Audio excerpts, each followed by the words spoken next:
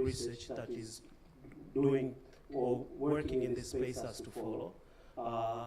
One, including that you have to apply to the National Biosafety Committee, you need to receive a permit, you need to have internal regulation in terms of biosafety, institutional biosafety committee, and you also need to have common interactions with regulatory agencies like TMDA, health being under the competent authorities, the National Institute of Medical Research. We are also in great communication with them. We have all the certification and approvals required to do this type of research. So, but we have gone beyond this in the sense that we understand that we are pioneering this research in the country and perhaps the region. So we have been in constant communication with other regional bodies, for example, the AUDA-NEPAD, it's a body under the African Union mandated for development of science in Africa. And in 2016, there was a paper by AUDA-NEPAD, it's called that was mandated by African Union heads of state, that the 52 countries under the African Union, they should consider 3 technologies that they call them game changers. One was gene drives for malaria control, drones, and blockchain technology. So we understand that there is also a global, regional effort push to have this technology developed and improved, and we're in constant communication with them. There's gaps, they help us to work on that. Not only there, we also work a lot with the Ministry of Environment, which is the ministry mandated with biosafety within the country, and also through them we work a lot with the UN agency called Convention of Biological Diversity, because GM is regulated under the Cartagena Protocol, which is regulated under this convention. So in terms of regulation, we've done quite a lot within our country, regionally and globally as well. My friend from Pemba asked if this application has been applied anywhere. So if I talk about genetic biocontrol, yes. I think, if I might be mistaken, but I think in the 50s or 60s, SIT for control of tsetse fly was implemented, several parts of Africa including. So if you talk about genetic biocontrol, it has been done elsewhere. There are places in Africa, they're also doing SIT for Aramiensis, but genetically modified organism or gene drives have not been deployed anywhere globally. All this technology is still in the lab phase. There's clear developmental pathway that are mandated by the WHO that you need to follow. So you cannot just move from the laboratory and go to the field. You need to move from the lab. And within the lab, you need to test your mosquitoes within small cages. You need to move to large cages. Then you need to move to the semi-field. From the semi-field, you need to do confined trials and so forth. In each stage, you're gathering information that will allow you to move to the next phase. You cannot just, I've just finished this phase, then I'm going to move to the next phase. No. The data from stage you're at now has to be sufficient in terms of biosafety, regulation, and everything, and for you to be approved to move to the next stage. And at each stage, you have to go back to which is for Tanzania's the National Biosafety Committee, release your data, apply for a new product to move on to the next stage. So to answer your question, gene drives for malaria control has not been tried out anywhere. However, there are other parts of the globe that have tried out genetically modified organisms.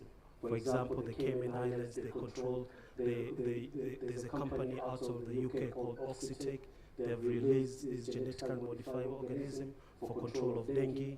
I know there's this Wolbachia infected mosquitoes for the control of dengue under the World Malaria Program have been tried out in Southeast Asia, in Brazil, in Colombia, and they've shown to tremendously reduce the burden of these diseases. long-term effect. I think this goes back to the question about application globally.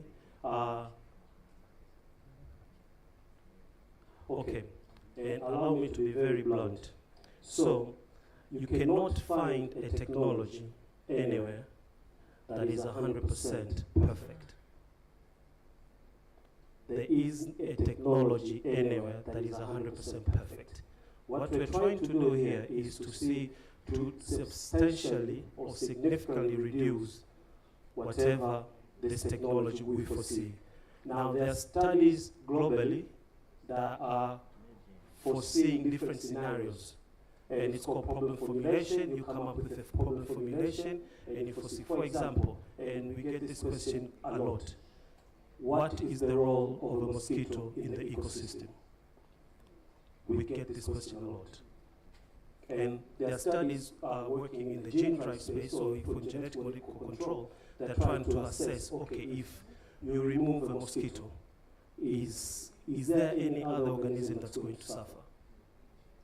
However, there's a challenge. Every other intervention we're using right now to control malaria does the same thing. It wipes out mosquitoes. But you never hear this question when people are talking about insecticides, or they're talking about anything else. But you hear, oh, you guys are you're trying to wipe out mosquitoes. But everything else we're using now does the same thing. But I understand, in order to have this technology accepted, we have to address all of these questions. So we have problem formulations, we are foreseeing questions, and as mentioned earlier, that the only way we can move from the lab to small semi-field and maybe to the field, we gather this information, we try to answer these questions, and it is only then we'll be able to move to the next stage. I hope I've answered. Yeah, asante sana Brian. Jongo, wakati huu Emmanuel, utapewa sekunde 30 kutuambia hiyo kazi yako ina manufaa gani kwa mwananchi wa kawaida kule Karagwe. Jongo. So to respond to the question from Ali, I think first of all, it's important to understand that the monoclonal antibodies are just proteins. So basically, these are proteins, and they are identical. That's why monoclonal, because they are made from one type of cell, but they are exactly the same copies of the same protein. The way they are produced is that you identify a conserved area in the parasite, and that conserved area is the one that you create your protein to target that area. So the potential for resistance for some time is there. So to answer your question is that yes, there is a potential for a parasite to develop resistance, because the same strength of the intervention is actually its own weakness. If you're very specific to the place that you are intervening, then the parasite, we know, has been there for a number of years, millions of years. So we think that after some time, it will be able to recognize that this area is the target and somehow modify it. But the good thing is, you can always use the technology to identify several other areas that can be targeted. And eventually, you can even use multiple monoclonal antibodies to target the parasite, and therefore narrow down the chances for it to adopt and change its shape. So at this moment, we do not have data, because the monoclonal antibodies, even in Tanzania, we have monoclonal antibodies approved for use for other diseases like cancer. We don't have monoclonal antibodies approved for infections. And this is why we are trying for malaria to get the same benefit. And therefore, for malaria, we don't have data that we have seen as evidence that this adaptation occurs. But we know when we reach maybe from phase 3 onwards, we will have sufficient data to detect if there are markers that will tell us there are modifications to the monoclonal antibodies. Jongo, kwa niaba ya wananchi wa Karagwe, hizo monoclonal mtu unakunywa kwenye glasi, unachoma sindano, unafanya if you know, when we are breastfeeding, this is why I gave, when you are breastfeeding, you obviously get those antibodies through your mother's milk. But then when you mature, maybe beyond 6 months, the GIT, our pathway for food can no longer absorb probably actually destroy them. So we lose the ability to absorb the monoclonal antibodies from the mothers. So you can get it through mouth, you can get it through any membrane that protein can cross. Most efficient methods would probably be injectables, either IV or intradermal. The current ones we are testing are already done through IV and intradermal for malaria. For most of the cancer, because you want to target specific cancer cells, the application goes through the intradermal route. Intradermal ni nini? Haya. Mimi naona mpe Emmanuel. Wewe sema watu wanajua ni sindano, unakuja unafanyaje? Haya, Emmanuel, jibu swali la wananchi wa Bukoba. Okay, thank you very much. I think malaria kills a lot of children under 5, and having artificial intelligence in surveillance will help us to improve surveillance, which will help us to assess disease trends as well as to assess gaps in intervention. With that, we will be able to reformulate our policies, decide what interventions to take place where timely. Safi sana. Jamani, naomba tuungane kwa pigia makofi. Subiri, sio hayo makubwa. So I will count 1, 2, 3, alafu napiga ile makofi ya kibunge mpaka wanaenda kukaa. Okay, 1, 2, 3, alafu naangalia wabunge wasije kupiga haya. Kakaeni na nyinyi mtapiga makofi ya kigwangana na ndungulile. Ndugu zangu ndungulile, bungeni upigagi hivyo. Asanteni sana. So this was perfect.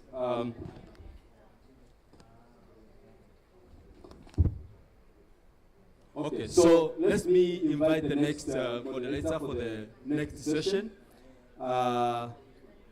Ms. Namwaka Omari is a development specialist with over 15 years in sustainable development for good institution development, partners and NGOs. So please, Namwaka, you are welcome to facilitate the next session. Asante sana, Doctor. I have the hard session, afternoon after lunch, and also time constraints. So without further ado, can I please get the chairs back up? Let me first introduce my panel. We have 7 panel members for this discussion. I would like to call up Ms. Leah Ndekuka. I'd also like to call up Dr. Salim Abdullah. If we can start making our way up to the stage. Ms. Leah, Dr. Salim, Dr. Samson Kiware, I believe you spoke in the earlier session. Dr. Geoffrey Makenga, I know is here with us today. Dr. Mwaka Kakolwa, Karibuni. Dr. Abdallah Lusasi, one of our experts in ICCM. And lastly, Professor Bill Gasala.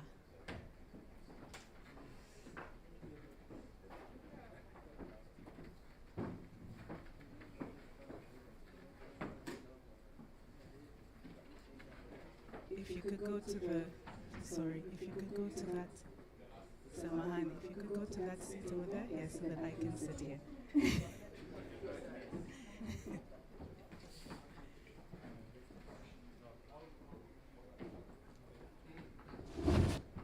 Asante, I think, Brian, I think the example that you gave in your session about the tall person marrying a short person, that stuck to everybody's mind. That's why I think we saw from the interventions, a lot of questions came to you because we're all very keen, we're touched by that, huh? If you're tall and short. So, karibuni sana for this session. This session is really quite, I think it's interesting. It's in the afternoon, yes, we're tired, we've eaten, but it's interesting in terms of how it is placed when we're looking at what has been discussed the whole day. So we've heard from the morning that in terms of Tanzania as a country, we have made progress. As my fellow moderator said, the glass is half full, not half empty. So we've made some progress. However, there has been indication of a slowing down of pace and a slight stagnation. I think those are the words that have been used by almost all in terms of what is happening in the work that is happening and what's going on in terms of working towards elimination and eradication of malaria. I'd also like to couch this discussion this afternoon against the 5 areas that our Chief Judge asked us to put in terms of what we're discussing today. So let's recall our Chief Judge asked us to look at the 5 areas. 1, how can we improve deployment of technology? I think the session before, the rapid session before touched on that, especially on the use of AI. 2, to examine how we are placed to prevent and prepare ourselves for malaria in the context of climate change. That has also been touched on in the presentations prior. But also number 3, community health management, which is one of the areas that this panel specifically would look at. But also number 4, she asked us to do more research in terms of research in academia to find new tools. Specifically, she pointed to alternative medicine, vaccines, and behavior change. And I think that also will be touched upon in this panel when we're looking at vaccines. And number 5, which I think is important because it came up in the discussions prior to lunch, the importance of prioritizing our interventions. We have spoken about the deficit in terms of financing our strategic plan. I think it's up to 57% deficit. This is, of course, an alarming figure, and so we need session Mheshimiwa Moja alisema kwamba local solutions to local problems, yes? So it's important, I think, as we're now diving into this session this afternoon, talking about the 3 areas. The vaccines, we're talking about integrated community-based case management, we're talking about modeling, keeping in mind prioritization, keeping in mind local solutions, keeping in mind technology, but also keeping in mind that we're working and living in a changing context and a changing environment, climate change. So I just wanted us to remember where we started at, tulianza wapi asubuhi, in terms of what we have discussed all day, but also as we now dive into the discussion for the first part in terms of talking about the vaccines, I would like to once again quote one of the mheshimiwas today said, yeah, wote tunaelewa.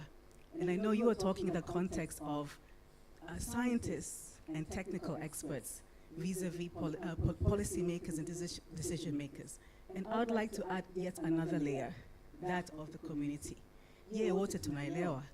And I think in the morning, one of the mheshimiwa also pointed to the uncertainty, for lack of a better word, around the whole issue of vaccines. So let's get started and talk first about vaccines. We've heard about that from morning. It's now in the stage of approval. So we're assuming it's coming. So let's firstly work with that assumption that it's coming. So I'll first turn to Dr. Salim. Can you help ease our minds? I need to tuliza kidogo. Just help ease our minds and provide insights into the safety, efficacy, cost-effectiveness, and programmatic implications of the 2 vaccines, the malaria vaccines that have been approved or recommended by the WHO. Karibu sana, Doctor. Asante sana. I think Tanzania, we are happy that we did participate in the development of both vaccines that are recommended by WHO. We did work with RTSS doing 3 trials in Tanzania. We recruited the most number of patients in Africa from the 11 sites that participated in the RTSS program.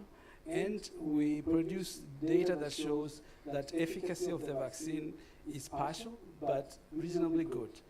And then there was also work on R21. This is the second malaria vaccine that has been recommended by WHO, showing that there is slightly better efficacy with R21. Further, WHO did studies in East Africa and also in Central Africa with a large population of children, showing that the vaccine is safe and provide efficacy in in all the children in all the countries that the vaccine has been deployed. So as of today, we know the two vaccines will be able to supplement malaria control in Tanzania and elsewhere in Africa where malaria burden is high.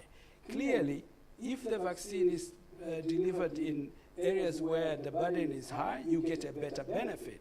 And this has also been demonstrated by analysis that has been done on the phase 3 trial and also in the large-scale implementation that has been done. So WHO is recommending that the vaccines be deployed in areas where malaria burden is high, and it has to be deployed with other malaria interventions. So what is still to be identified clearly is whether this targeting of those who benefit most can be done at a lower than administrative region, for example. Can it be done in district, in village level, and so on? And this is part of the work that we think we'll continue to do as the deployment of the vaccine is being done, is being rolled out. We'll continue to evaluate whether the vaccine can be deployed in a manner that will give better benefit than what has been seen in the research trials. Clearly, operational issues, just to mention a few. Before there was two models of deployment. One is deployment through health facilities using the standard EPI program. And then there was also deployment outside the EPI program. Clearly, if there is interest in reaching everyone, the model where we go to reach everyone in the community is much efficient than waiting for people to come to hospitals to get their vaccines. And clearly, if we are going to use R21, then R21, the age range is much broader than RTSS was deployed, and therefore community deployment is critical. And lastly, because you mentioned, I should also say about technology, we need to move towards the next level where we combine our interventions with technology. The targeting has to be linked in real time about areas where the people will benefit most from the vaccine. It cannot be just administrative areas relying on data that is coming out 5 years, over 5 years, to decide where we should spend our meager resources to give the vaccine to kids. Thank you. Thank you very much, Dr. Salim. I think you've spoken quite comprehensively about the vaccines. And so I'd also now like to turn to Dr. Makenga. We know that we must put every intervention in context. We're operating in our context. We're operating in Tanzania. We know Tanzania is a very large country. Geographically, we're big, but also we're very diverse. So coverage and trying to really spread the work throughout, and especially now if we're talking about vaccination, what would be some of the, and I think Dr. Salim started to mention to this, but if you could dive a little bit deeper and talk about what are some of the logistical and operational challenges that can be expected from the implementation of a malaria vaccination program as per WHO recommendations, and especially particularly when you're looking at the fact that I believe there are dosing schedules, so there's specific schedules. So what can be a challenge for a country such as ours? Oh, thank you very much, and thank you for the organizers for having me here today. The question is very pertinent and is on time. I think the first logistical challenge is about readiness of the country now that they need the vaccine. Do they need it now? And if they say they need it, is it that they are interested in doing the implementation aspects for the vaccine? I think that is the thing that we see most of these countries are having, because there is global supply issues, which are, there are more than 28 countries that are just in the waiting zone, that they are just waiting to get the vaccines, and we have not even applied to Gavi that we would probably implement malaria vaccine in our country. So I think the first thing to advocate is the readiness of the country, that they should be able to say, now we are ready, and they are going to apply to be in the queue to receive those vaccines. And then while they are doing those applications, of course, the other is registration of such vaccines within the country by the regulatory authorities. So which means TMDA should register those 2 vaccines. So the thing is, if you want to move fast or somehow can say smart, it means when they are doing the registration process, you can still start other preparatory phases like preparing the grassroots, I mean the healthcare workers, the logistic systems of supply in terms of how are you going to receive those drugs, I mean those vaccines. And then how will they be delivered, I mean how will they be delivered to the communities. The thing that we see with the vaccine schedule, the WHO recommendation doesn't give you exactly when should you give it. It just give you that the vaccines are recommended for children above 5 months up to 17, so that you can start the first dose. So the thing is, countries are left to decide on their own based on the circumstances that they have to do that. So you can find the available vaccines that we have at the EPI. Most of them we finish the 3rd dose of by just before the 6th month. So which means you have a hurdle of attaining coverage if you bring a child at month 6 or month 7. Those are the timings that are not compatible to the available API schedule. So most of the countries, for example in Kenya, Ghana and Malawi, they have used a most Penta 3 schedule, which is at week 14. At that particular time, they start the first dose so that they can have somehow better coverage. And then they have the next dose at month 6 or month 7. And the 3rd is at month 9 when we have the measles vaccine. Because if you do that in combination, then that is the way forward you can do that. And in terms of future prospects, I see that the country, based on the opportunity that is available, which is the scarcity of vaccines, they are produced very minimal amount in terms from the global perspective of supply. So this could be another juncture that local manufacturers, local NGOs, and the government can use that as a platform that a vaccine for malaria are being rolled out, and they will continue, different from the COVID vaccine, which just stopped. But this one will continue because malaria endemicity is so high. So which means there is a big opportunity for marketing, that people can come and start establishing local production, and later on also continue with developing together with the available local universities and other collaborative institutions from abroad. I think that is the way. I think also it could be a sustainable way for supply as well as for sustainability of the supply, I mean in terms of those who are getting the vaccine. Thanks. Thank you very much, Dr. Makenga, and I think you pointed your first comment about the readiness. That is key for all of us. Are we ready? We're talking about the malaria vaccine. We're sitting here,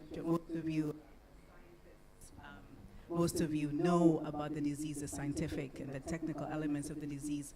But when you leave this room, when you're talking to communities, when you're talking to decision makers, the policy makers, the few who are here with us today, we're on the same page. Are we ready? And I think this is something that that has to be also just like discussed more and thought through. So before I move on to the next topic, to wrap up the vaccines, and I'm sure I know you will have questions from the floor on this. What would be, now here I'm looking at Dr. Salim and Dr. Makenga, what would be then your recommendation for Tanzania's malaria control programs, but also here I'm going to add, and to the policymakers, because again, remember, we were asked prior to lunch, je, wote tunaelewa?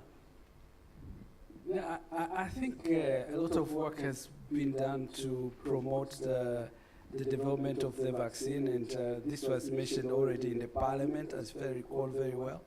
And there was anticipation that once the scientists and the technical people are convinced that this is an intervention that will be useful, it will be applied in the country. And we are at a stage where we have stagnation in our control efforts, and clearly introduction of a new tool will improve the control of malaria in Tanzania.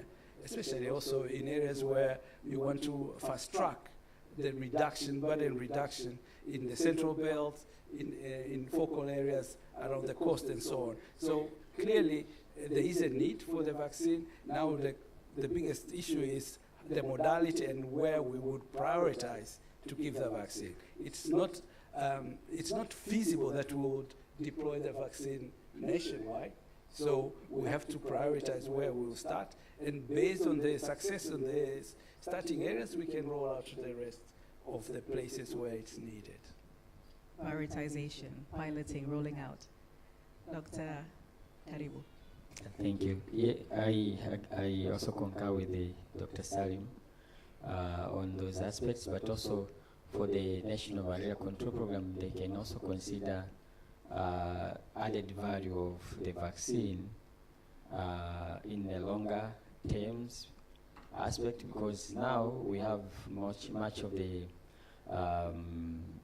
developments, of course, also for monoclonal antibodies and so forth. Those can come later. That will also be injected to people to protect them, which is something okay. But I think it's just to take vaccines as a positive, another analog that they can add into their tools of available interventions that can be implemented in children under 5s, as well as for developing the future for the adults as well. So I'll just give that comment for them to take up on. Thanks. Thank you both. And once again, I'm sure we'll have questions on the floor about this. I would like now to switch gears and talk about integrated ICCM. We've heard about the importance of the community. I think both program managers in the morning, both for the mainland and Zanzibar, pointed to the importance of community engagement, community ownership, and that it simply is a must to work with the communities. And if you're looking at both the national malaria strategy, but also the global technical malaria strategy, they're both looking at the centrality of communities, individuals, families, but essentially it's the community. And especially this when we're talking about sustainability and equitable results, I believe, in one of the elements that was discussed by Doctor in the morning. So in looking at integrated community-based case management for malaria, Dr. Lusasi, let's start with you. What are the primary challenges hindering the implementation of integrated community case management in hard-to-reach areas? And once again, recall that this was one of the 5 areas that were asked by the chief guest this morning to really to dive into and discuss, as it is really quite important. So can you speak to some of the challenges that ICCM faces? Okay, thank you so much. ICCM has been highlighted in our strategic plan that we will have an universal access to malaria diagnosis and treatment to the community, and eventually to reduce malaria mortality to the people who are suffering with malaria. But again, this is ICCM an extended arm. It's an extended arm of facility services. There are some people are not reached with the service, so we should go there where they are to provide the services. So the service has been started on 2023. We have done a lot. At least we have the way to start with, I can say that one. We started with the 10 council, and now we are going to 45 council. At least almost 8,000 people has been reached. 75,000 has been tested for malaria using modality, the quality modality. And then 25 people has been treated with the quality CT. This is an achievement. From that point, we covered 5 regions: Katavi, Kagera, Kigoma, Geita, and Ruvuma. And now we are going to 11 regions, sharing the PMI projects, Shinda and the beat malaria. But we have a number of challenges we faced along the implementation. One of it was a dropout of cops. These cops are trained personnel, having a diploma, advanced diploma. Some of them have been working in government, and they're retired, but not tired. These people, we have been using them, but because of low incentive, they are dropping out. If they see somewhere with green pasture, they go there. So that was a challenge. And then the lack of e-data system collection, electronic e-data collection system, was an issue. We've been using the Excel sheet, submitting to the health facility in charge, and then he make integration with facility data, going up to DHS2. But now we make it. We have a UCS system, universal community system. This is a new system where now at the community level we can collect the data and then synchronize with the DHS2. Can it be visible by stakeholders and they can easily use the data. Then the law incentive, I said that. The lack of unreliable transport. We do use the bicycle. This is a bit difficult, for instance, in Rufiji. Now there is a floods. How can you use this one? We're thinking to use a motorcycle. But again, we are bringing another challenge regarding the fuel consumption. We will cover that one. This is, again, is an issue to discuss in our audience can supplement on it. So, anyway, we have, regarding the dropout of COPS, now we have integrated community CHW platform. This is very good platform for us in malaria control program, because now we are getting this CHW allowed to test and treat. So we are going to use these people who are going to be deployed. I think they will start with the 10 region over 5 years. So we are going to use these people, and then they have been sent to the college to be trained for 6 months. We are sure they will support us, and this challenge will be out now. Thank you so much for that. Thank you very much, Dr. Lusasi. And I appreciate that you recognize the advances and the strides that we have made, but however, we still face challenges. So stemming from that then, Ms. Leah, how can we ensure that we have community engagement and participation in these programs for malaria control? Because we already heard that one of the challenges, for example, is dropouts, the issues around incentives, the issues around the cost of fuel, of like the travel, the distances. Once again, Tanzania is very big, distances to be covered, even if you're talking within regions and within districts.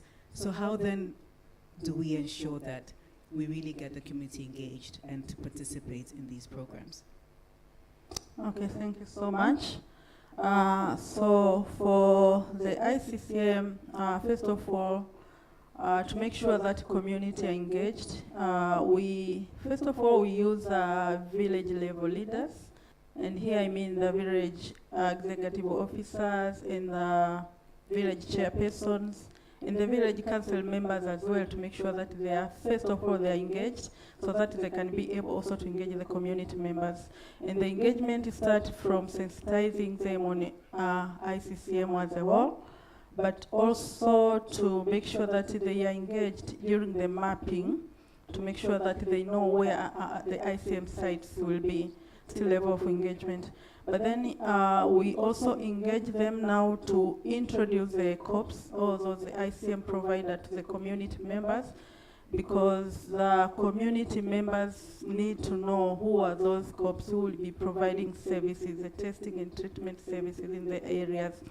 So using the village level leaders is a very good way of engagement, because they belong to their communities. And then after introducing the COPS in their villages, they also do the role of community sensitization, now to sensitize the community members on the availability of ICCM services in their areas. And they do this through different approaches, such as during village gathering, or even introducing to house. And also they make sure that they not only do the sensitization, but also they do the administrative part to make sure that those COPS are doing their task as per guideline, 3 days per week. So we see using the village level leaders is a good way of engagement, because they will be able to work in a sustainable way, because they are there, they are working with their people, they are trusted in their communities. but also to make sure that we create more awareness on the availability of ICCM in those hard-to-reach areas. We also engaged the CHWs. We prepared the CHW SBC tool, where we trained the CHWs, but for those co-ops who are doing the treat and test, we also task them to do the SBC, or the health promotion part, to make sure that they also give the health education when they are testing and treating their clients. So as a sustainable way, I think it's good to continue using the villages, because they are there and they'll be able to continue. And also, as Dr. Rusas has mentioned, also the integrated CHW program, which is going to start, will be a good way of sustainability to make sure that the ICCM continue in those areas. Thank you. Thank you very much, Ms. Len. It's really important to look at sustainability, and I think, yes, starting at the village level and working with the village elders, because most of those, they stay put. They don't move around a lot. So, yes, thank you for sharing that, and especially also in fostering community ownership. That's very important.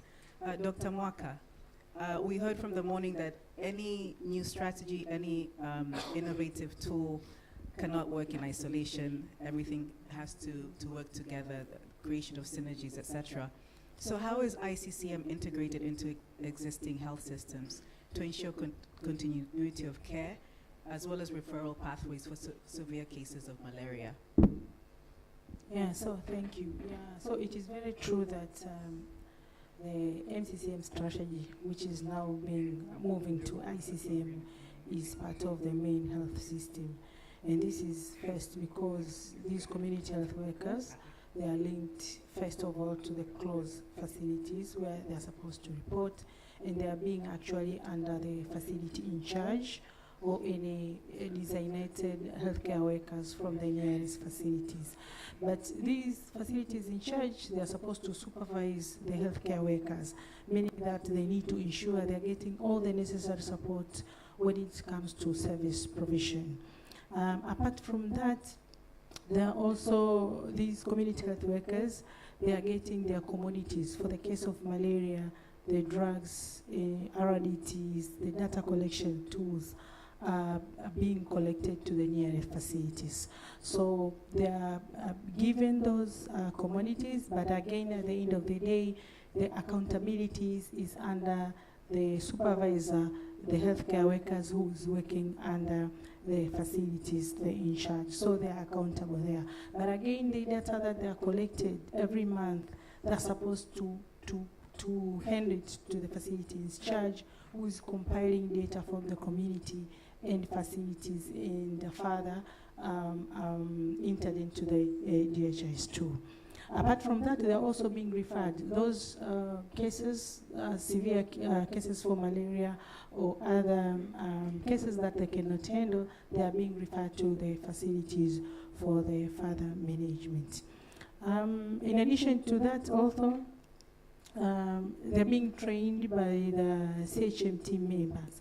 Actually, there is a pool of the CHMT members who again are supervising the community health workers after every 3 months to ensure that they are following all the protocols and the standard for treatment of care services for malaria. Thank you. Thank you very much, Dr. Mwaka. And that really sums up this smaller session in looking at ICCM as one of the strategies that is now being adopted. Of course, we've spoken about vaccine. So we're now going to turn to look at, I think, a more technical area in terms of modeling. So here I'm looking at Dr. Sampson and Professor Ngasala. And we also heard from the morning that one size does not fit all. So in my head, modeling is maybe, potentially, I could be wrong. I'm not a scientist. It could be a possible way in helping us contextualize to Tanzania, putting things in our context, our problems, again, local solutions to local problems. This is the way I'm looking at it. But to start us off, let's start generally, and so that we're all on the same page. Big picture, how can modeling support malaria control and elimination efforts? Here I'm looking at Professor Gasala. Teach us, as a professor, teach us in terms of what are the basics, how can this help, how can modeling help? Yeah, thank you for the question. I think modeling is something new which is emerging in science, although it was there because everyone has studied mathematics, and in some ways we've been using modeling, for example, statistical modeling. And also when we are getting data from weather stations, the people who are working there, they are using modeling data. But I think the contribution of modeling will help us on how to use data from different sectors.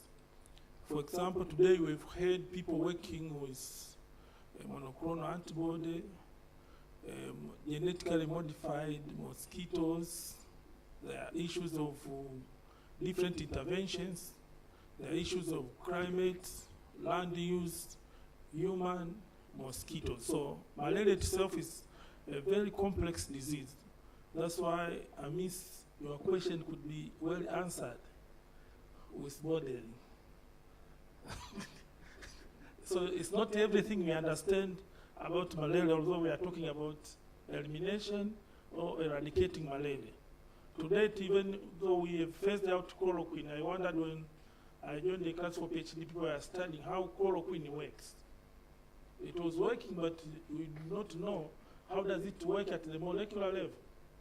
Maybe when you are doing your master's at KI, people were looking for answers, how chloroquine works. So even your works, and the program manager could not even answer because he wanted to know why Tabora, why in the south, why in the west.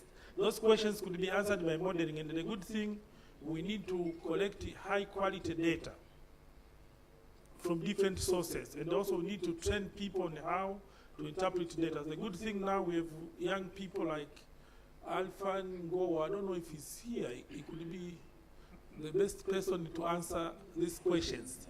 So he's working on ecology of mosquitoes, and there is a model. So we can somehow attempt to answer a question.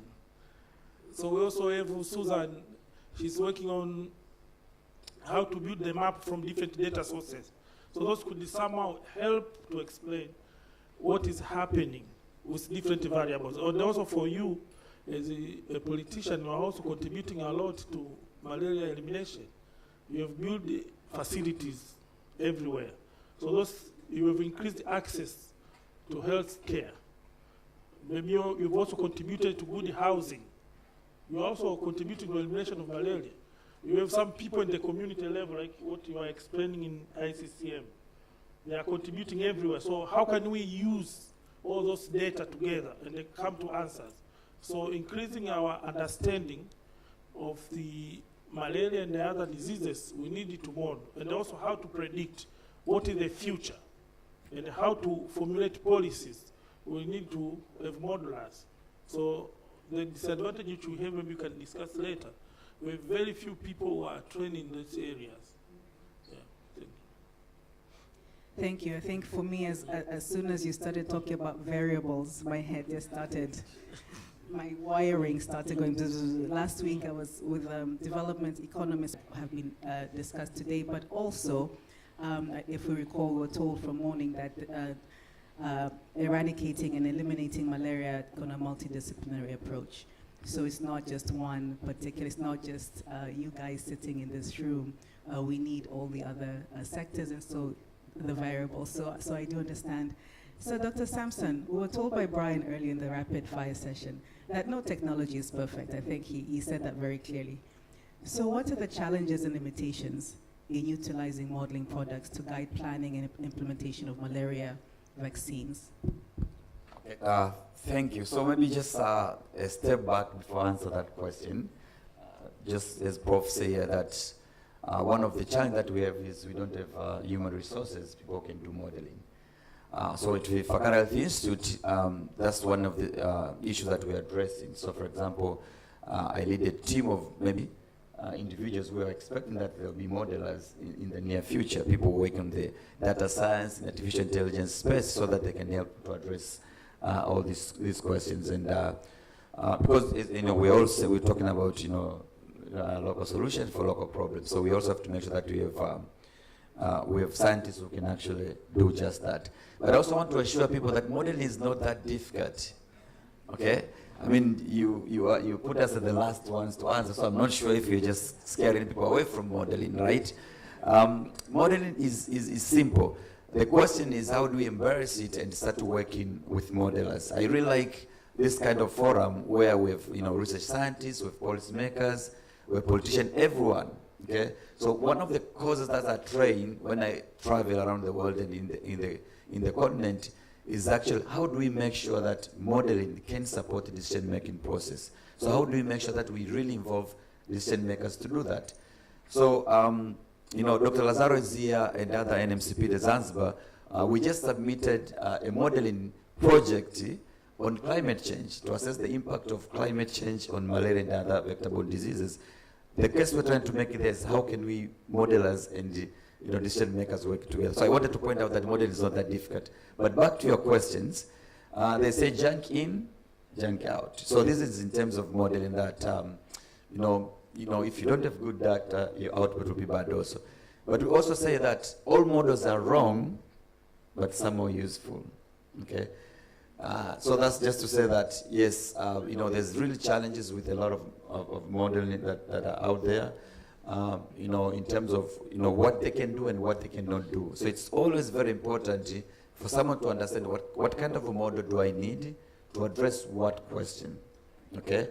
And that's what we use for. And that's why in developing these models, to make sure that decision makers can use them to make a process, then you also have to make sure that you really communicate what the model can do. You really communicate the assumptions for that particular model, so they really know what goes into that. And then if there are any limitation, you also make sure that you point that out. Dr. Selma was talking about on vaccine, there's different delivery mechanism and stuff like that. When we model, we sit on a computer, and it's beautiful because I can kill people, right? I can provide some people with an intervention, I can not give others, okay? Things that you cannot do in real life because they're unethical, I can do that in a computer. Okay, and then from there we can then provide recommendation based on that. So some of the challenge and limitation is when we model, you might miss the overall impact, because when you model, let's say you're modeling vaccine, you might not be able to really incorporate all the logistical about how it's distributed, about the marginalized groups and stuff like that. So these things you might not be able to model them on your computer in such a way that you might be predicting high impact of particular, impact of vaccine, while in fact, once you actually go into the community and start delivering that, you might miss the target. So there's that, the solution there will be like, how do you go back and forth and make sure you have data to inform that? How do you really talk to epidemiologists and others who are playing the role, so that you're able to refine your model as you go, to make sure that at the end of the day you're providing the recommendation that are the best. Thank you. Thank you, and I think that once again speaks to what we've been discussing and what we've been advised the whole morning, that no one tool should be working in isolation, right? So you may be able to fit a lot of variables, but there's some variables that are not measurable, that cannot be measured by a computer. There's some of the human elements, so some of the other maybe qualitative aspects that you can't just plug a number or a variable into a computer. But at the same time, it is important because, as you said, you can kill some people on a program, but not in real life. So thank you. So I think we still have a few minutes, yes? I think we're good. I'll now like to open questions from the floor, questions, comments. I'm positive there will be some questions. I see the one modeler already has a hand up. I see our friend from the Swiss Embassy. So welcome to, I'll take the first round of questions. So remember, we had vaccines, we had ICCM, and modeling.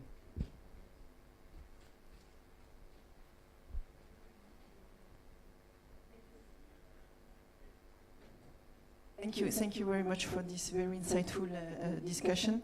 I had a question regarding local production of vaccine, of the malaria vaccine.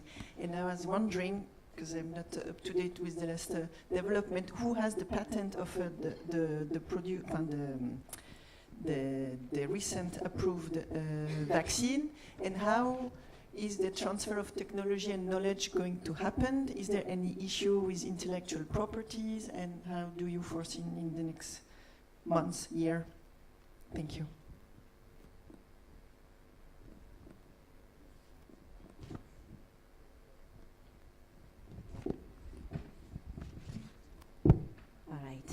Mine is not a question, it's more to add a contribution to the modeling part.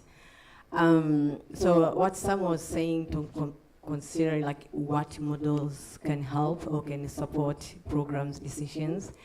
I touched a little bit in the morning on the just using program data. But we know, as others have said, we have so many data, so many from different sectors. The data that are coming from maybe from the program or from the surveys, they give you a story about burden, but you can have data that they tell you about what are you doing in terms of your coverage of your interventions and how impactful are these interventions that you do. But there are also other non-interventional data, for example, socioeconomic status of people, economics of people, population distributions. All those are data that are coming from different sectors, and they are also all useful for malaria. But you also have data about transmission, for example, vector data, that is his story. And then you come to things like the ICC group that's talking about acceptability. How are the community responding to whatever that you are doing to them, and the intervention that you are trying to flow into the community? Access to care. So I can make this list of this, but there is also other component of how is your health system also performing? Because this is another component that we don't have really good data, but they are there that we can tailor them to actually understand how are we performing in terms of our system. Then, as I'm supporting some to tell people the modeling is not difficult. It's about what is each of these data tells you, and then use a mechanism. That's what we call a model. It's just a language. But building that story together to get one story that makes sense, so that is actually can help a program manager or program team to act, to respond. But it also has to have all these scenarios that this is logistically feasible. You cannot tell them to go and find like this number of money, because they won't get that money anyway. So we have to find a way to find something that is feasible for them in terms of resources, in terms of money, but also then you can tell them like, go here, go there at this time, cover these specific geographies, these specific demographies. So when it comes to vaccine, it's actually, we'll be very happy to work with the vaccine group also, because we are doing that with other countries, for example, Mozambique. Like to use the data that is available, give us access to the data, then we can look at the stories and we can actually be able to guide you and to tailor you exactly where you can do the intervention, and that is much more impactful to the programs or to the country. So that's just more of a comment. Thank you. Thank you. I think there's one question at the back, two questions at the back, and one in the front, and then I'll turn it to the panelists to respond. Hello, good evening, everyone. My name is Kefas Mugitu, and I have one very simple question to the modeling group. I think I've experienced this matter now. This is my second time. I just coming back from a conference in Kigali, where we had a MIM conference, and modeling was presented in a session that I happened to attend. One thing that the modelers somehow miss or fail to understand is that most of us here, especially in the health sector, we are biologists.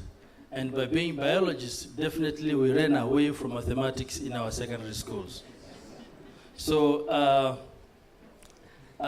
modeling could be simple to you, but to biologists, this is like a nightmare. In that particular meeting at the Kigali conference, a very prominent professor was giving or talking on modeling, on the use of antimalarial drugs, which drugs should be used where, and how long will it take for resistance to develop. For him, and it was very easy, but for most of us, what we were seeing were graphs, animations, and all these things, And at the end of the day, two comments came back from the participants, and one of them was actually very rude. This fellow said, "This is just science fiction," right? And he was, actually, I know most of us did not understand the model. And now I'm seated here thinking about, I'm not trying to be opposing the model, but when we go and talk to malaria program managers, that if you use drug X in this region, it will take 7 years for resistance to develop, and you will have to change it all over again. The languaging and the wording that you people put should be in a manner that makes it easy for us biologists to understand. Otherwise, we may definitely also think that this is science fiction and not something that can really happen on the ground. Thank you very much. Thank you. I think that we go back to the doctor from Ifakara who said it's how you tell the story. So it goes back to how you package it all and how you tell the story. So storytelling is also really important, even as biologists, as scientists. The art of telling the story is key. But thank you for that. Karibu.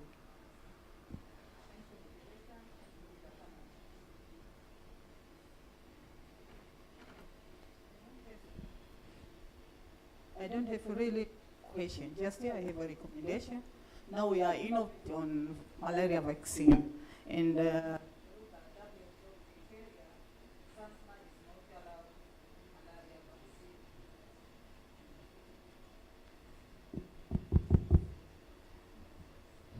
through this forum, we are local institution for the research.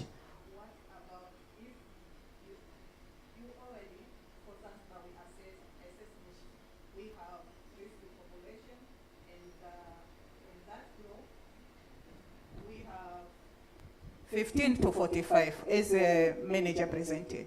So what can I do for Zanzibar? If you think that vaccine we start for under 5, what about this innovation for Zanzibar? Thank you. Important. Zanzibar's problem is a little bit older population, yes, 15 to 45, and men. I think we had one more, and then I'll turn it to the panelists to respond before wrapping up the session. Karibu. Hello again. My question is to the entire panel.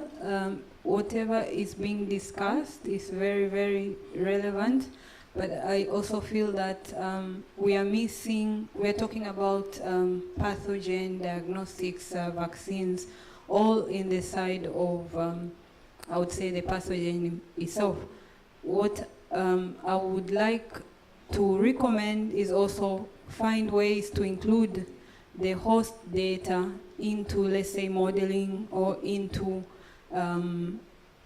some like drugs in a way. So in this way, we have the whole cycle taken care of. Even as the modelers are doing something, we also know, okay, if we take the vaccine, let's say, to the central region, probably there the people are not responding well anyway, or they are showing certain immune markers of exhausted aging of the immune system itself. So I think it would be important to also include that. And then following up to the question on vaccine manufacturing in the country, we know that Tanzania was producing vaccines back in the 1970s, I think 1975 to somewhere 1980s, for the AP groups. So how well is the government prepared to the technology transfer, particularly vaccine manufacturing within the country? Thank you.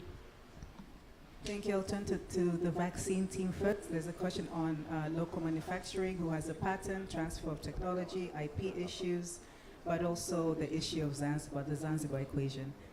For modeling, I think it's mainly, is this just science fiction? Are you just making... And then I think that the last question was a recommendation from the lady from, I think she's also from Fakara, to complete the cycle. And also the intervention from Dr. Fakara was just adding to the modeling. So Karibuni, and that will really wrap up our session. Karibuni. Thank you. So I'm going to start with the vaccine issues, starting with the local production aspect. So the current vaccines that we have, RTSS, which was produced by GSK Vaccines, and R21 was developed by Oxford, and looking to have some scale-up production for featuring other countries that are available. Of course, they've already got the pre-qualification certificate, so they can be able to produce it. And of course, the same for the GSK vaccine, RTSS vaccine. So, however, these vaccines are patented to them, which means nobody can steal that patent and produce it on its own. So, in order for you to produce, you have to make a business case. It's a common sentence for any other companies.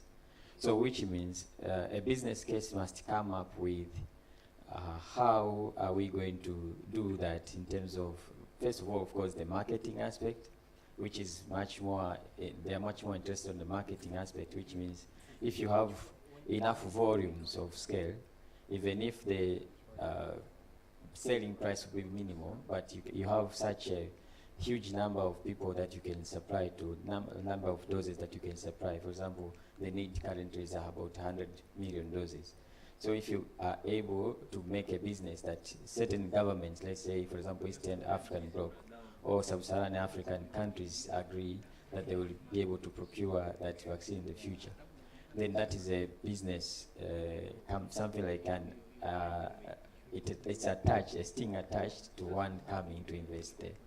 So the other aspect is the government willingness. That means a commitment to allow somebody to invest in their soil and protect that particular business as well. And in that aspect, it means having good environment for regulatory affairs, having a political breakthrough that you can be able to do this marketing and export the vaccines as well. If you are able to touch those areas, then you can do that. But however, it's another opportunity based on the need of vaccine currently, that countries can see this as an opportunity and approach one of these owners of the patent owner, like Oxford or GSK, and make a mechanism, for example, a like for like or like to like, which means you make a facility which is similar to what is available there, and it's just like you are copying exactly what is available there, and then you can be able to scale up easily. And we have seen some countries like South Africa with the pneumococcal vaccine. They've been importing the bulk. They just get the bulk product, and then they do some formulation within their facility, and then they do packaging, and then they sell it. But that is the first step. Then they can go backwards towards the actual production and so forth, which also adds more to the capacity building. We have seen these aspects for production also in Brazil. The same GSK gave technology to the government in Brazil, and they were able to produce their vaccines there, and currently they are owned by the Brazilian government. So those are the aspects that should be followed, and there are organizations, including WHO, can support these issues of technical transfer as well as sustainability in general. And of course, the other question was similar to that on the technical transfer guarantee, I think. It's just the same way as I've answered before, the government plus the business, and it can also be private-public partnership, which is much more feasible. You get it, the government can secure you for other aspects of the business. And for Zanzibar vaccine, of course, Prof can also add.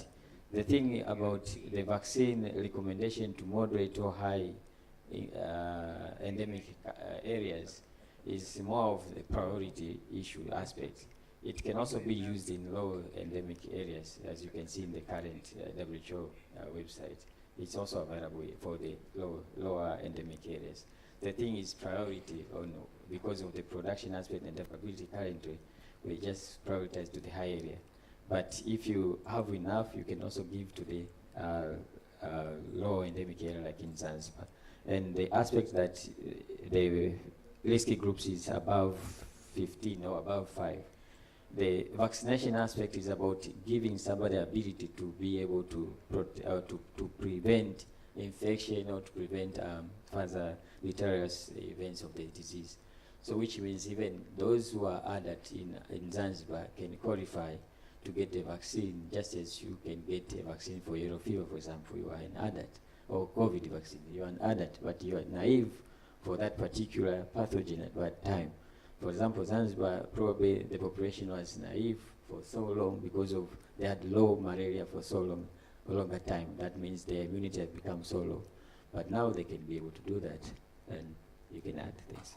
Okay, many thanks. So a quick comments on the two issues raised about vaccines.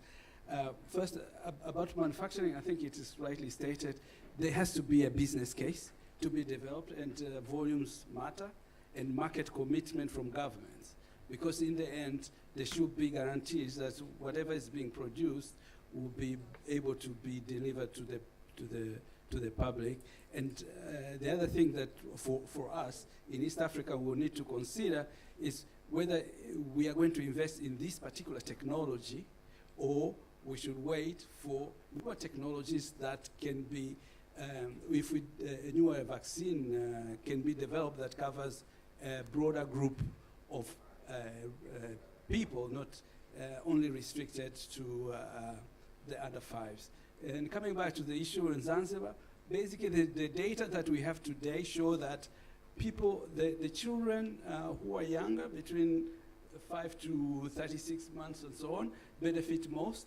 When you give the vaccine to all the children and adults, the benefit is lower. So you have to weigh the fact that if you give it to adults, this is a partially effective vaccine, and if you give it to adults, it will be even lower benefit in adults. So for Zanzibar, if you ask me what needs to be done, is a proper targeting for those who will benefit from the vaccine.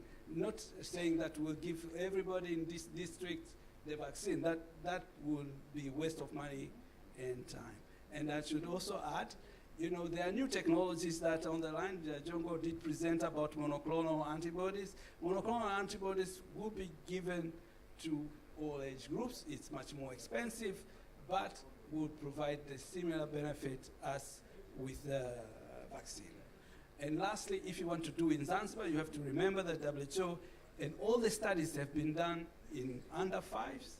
So if you want to give the vaccine to all the age groups, we have to do specific studies to ensure that it's safe to give the vaccine in all the children in Zanzibar. Thank you. All right, and I'll be less than 2 minutes because I know we ran out of time. So to my brother, Dr. Gates, by the way, I was chairing that session, and I'm glad you made it because it was at 8 a.m.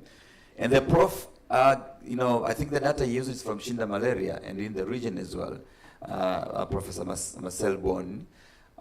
But yes, you're definitely right that we need to find a way of better packaging, you know, the model output, so the use of the National Malaria Control Program and other decision makers. And that's why we're really stressing the whole idea of making sure that we work together with them from the get-go, rather than taking a final product to them. So how do we make sure that we have a conversation with them to say, okay, what kind of question are you trying to address? We go through the process with them, and we also ask them, how do we package this? Should we have a nice software where you can click things? Should we package it as an Excel? So these are just the conversation that we need to have. And as the Ifakara Health Institute, we're really committed to make sure that we are developing, you know, we are creating this capacity, you know, in the institute, but also working very closely with decision makers so that we can co-create solutions together. Thank you.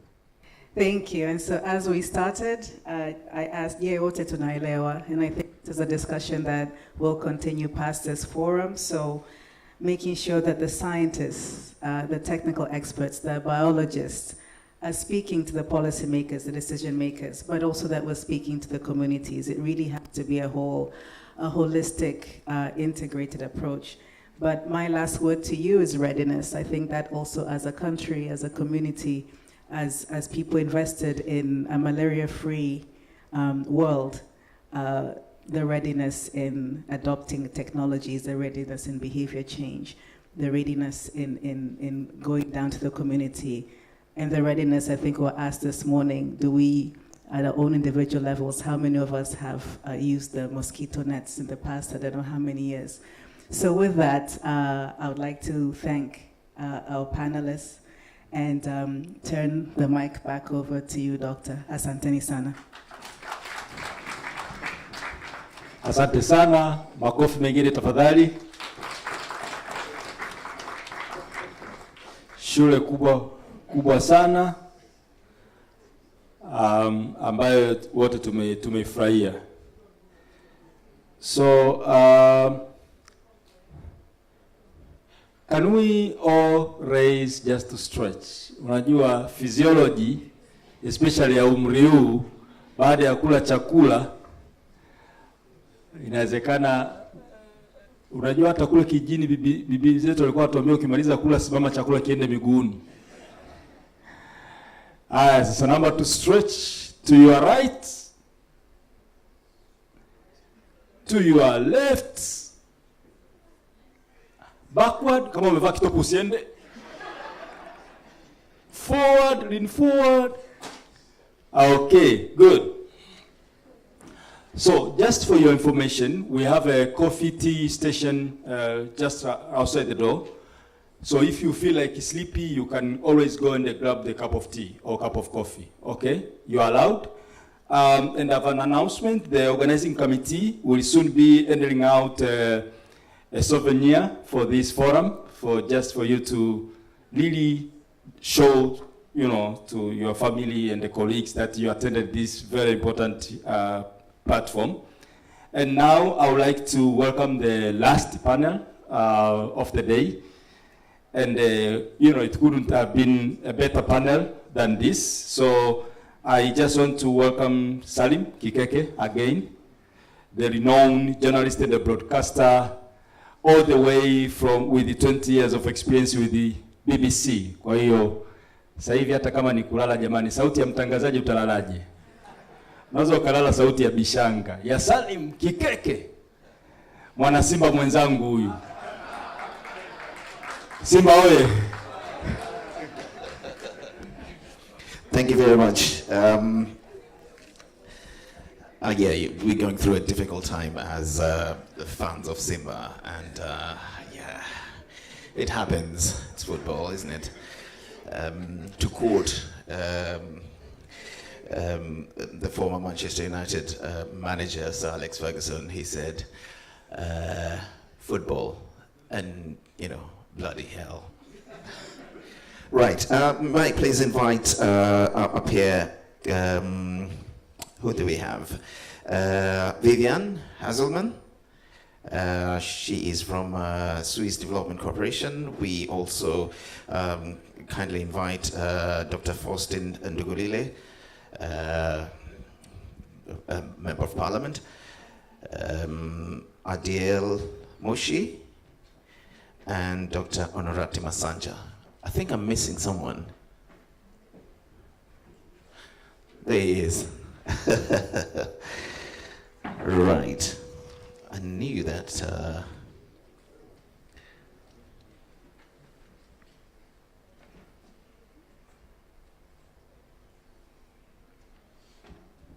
Okay. Is that it?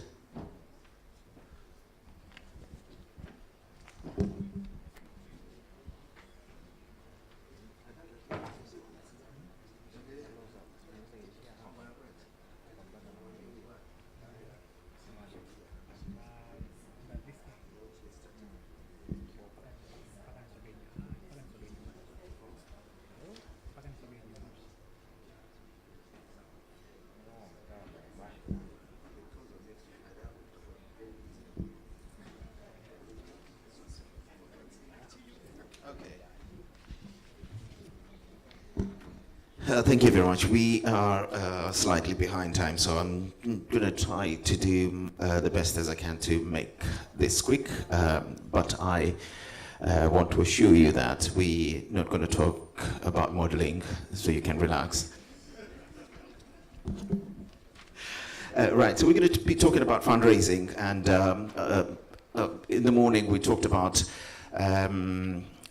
if we can actually do that, and we heard from Dr. Kigwangala, even from Dr. Ndugulile, that if we do want to raise funds, we can do it.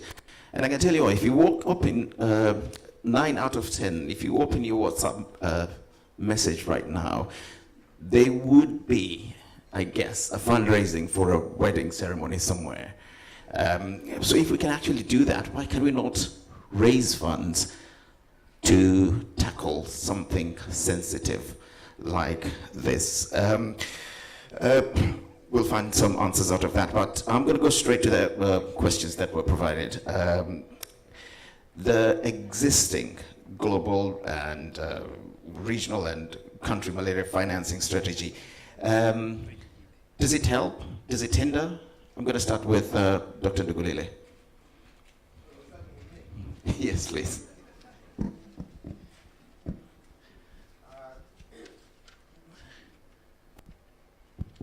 Thank you very much.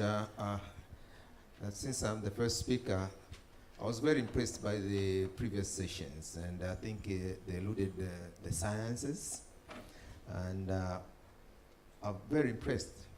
Most of the key interventions that are happening around the world, the researches were conducted in Tanzania. So we have the science, we have the evidence, we have what it takes to control and eventually eradicate malaria. So if you ask me, we have the National Malaria Strategic Plan of 2021 to 2025. And for me, I see this as a very comprehensive document which showcases what it takes to eliminate or to eliminate malaria in Tanzania. So the challenge is, it's a costed plan, but the funding is a major issue, and that it's the issues that we are currently discussing. Because if you look at this current strategy, it's only funded up to the tune of 43%.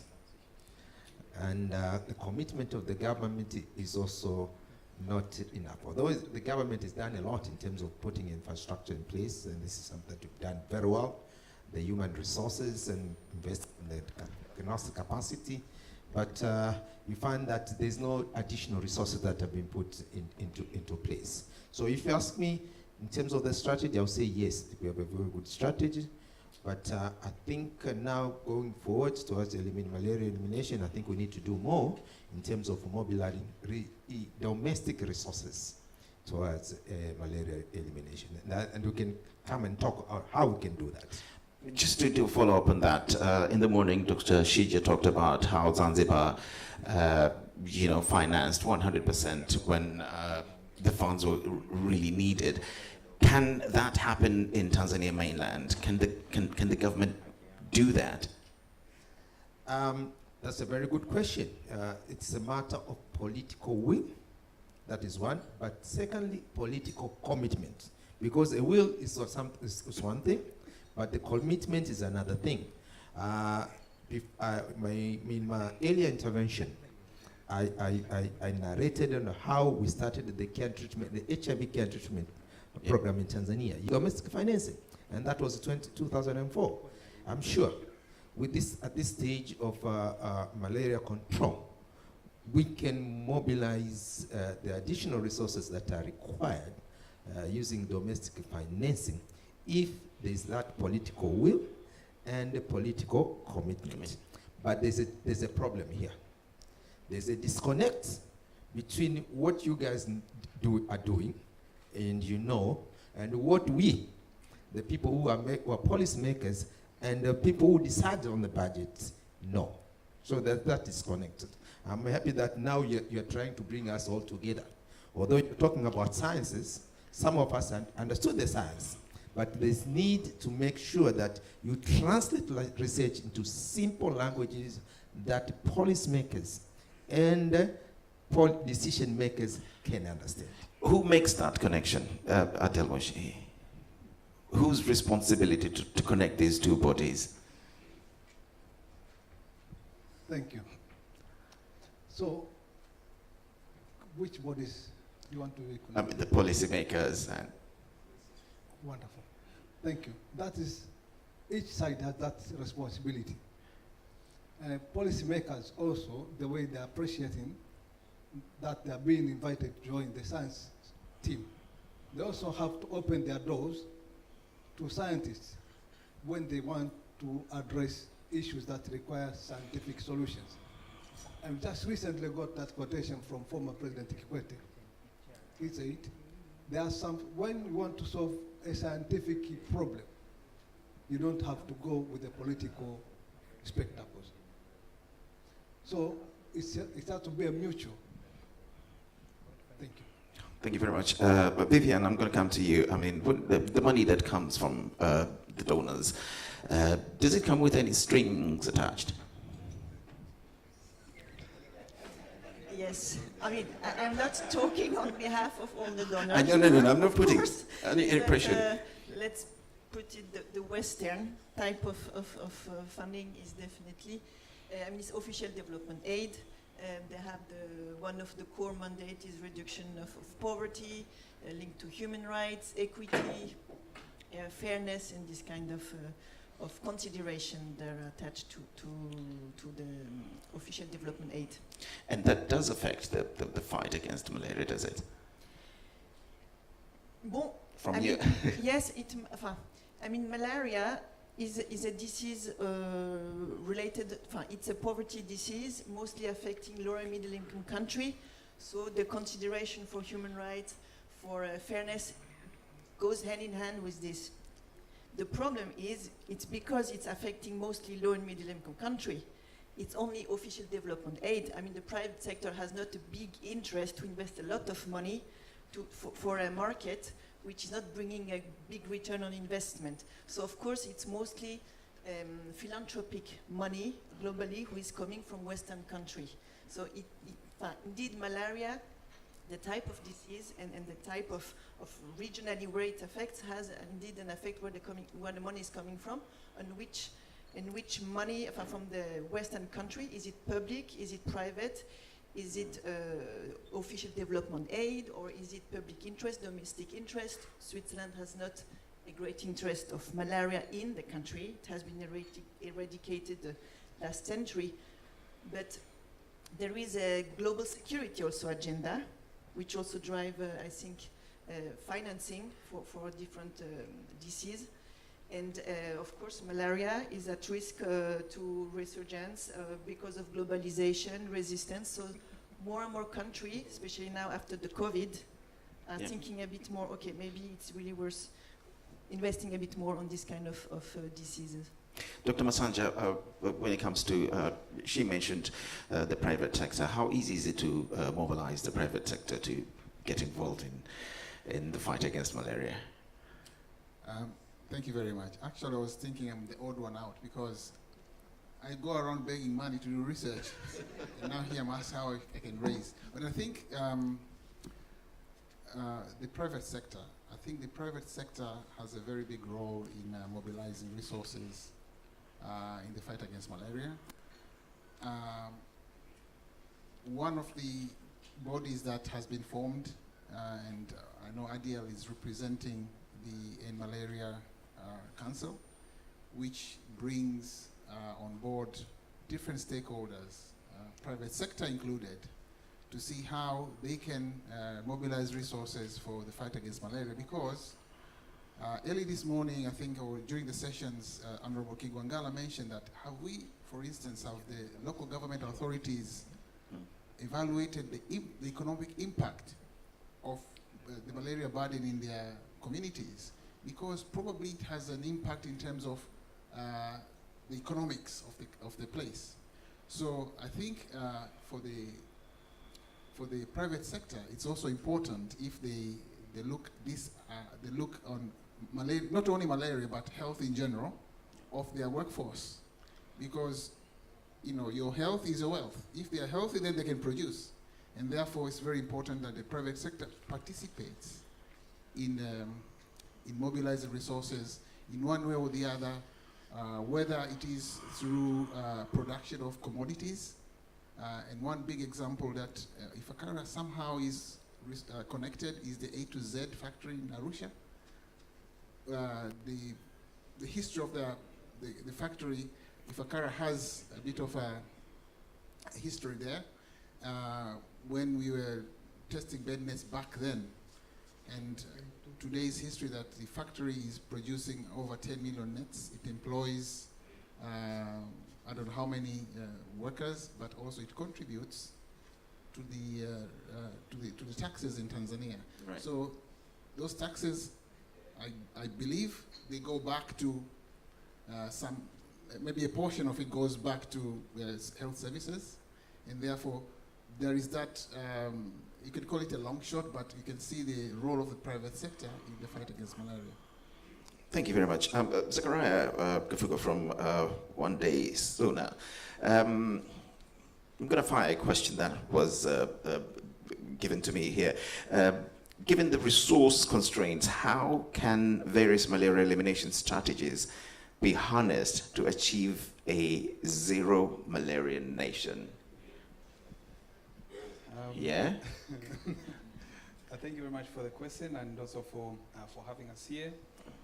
I think the best way to respond to that question is that each country should evaluate its status with regard to malaria, number one. Number two, each country should evaluate its status with regard to its economic status.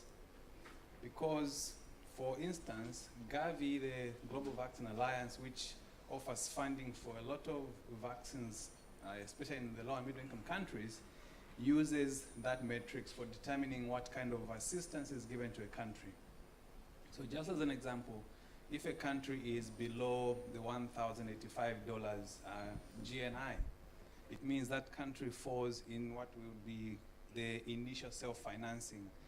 So regardless of the vaccine that the country is getting, they are only by co-financing structure required to contribute $0.2 per dose.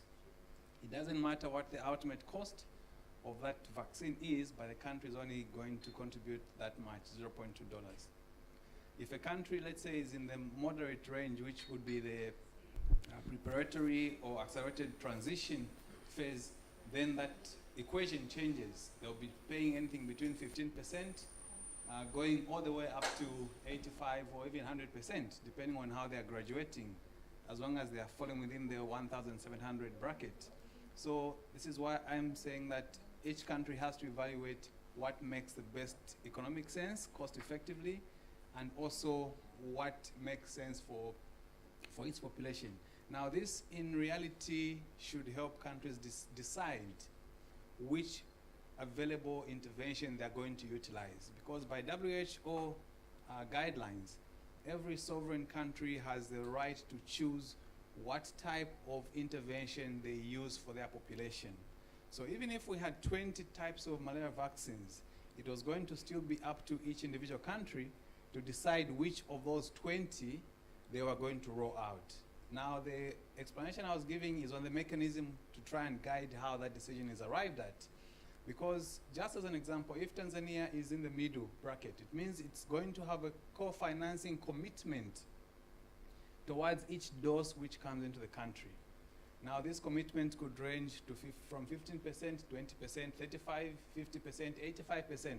So if you're paying, for example, just as an example, if you're paying 85% of RTSS, which costs $10.20, how much is that?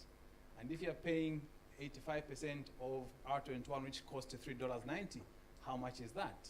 So these are considerations that are practical that should come into the equation so that the country decides very well how to make the best use of the available limited resources, but also allows for access to go to as many people as possible, because the goal, ultimately the goal is to vaccinate children to prevent infection or transmission. Ultimately, in the simplest way of looking at it as a human being, we are trying to save lives. So we should basically be looking at the approach that gives us the best advantage to giving a chance to save these children's lives that we see in our communities. Fantastic. Just thinking, wondering, and anyone could take this one with all the tree.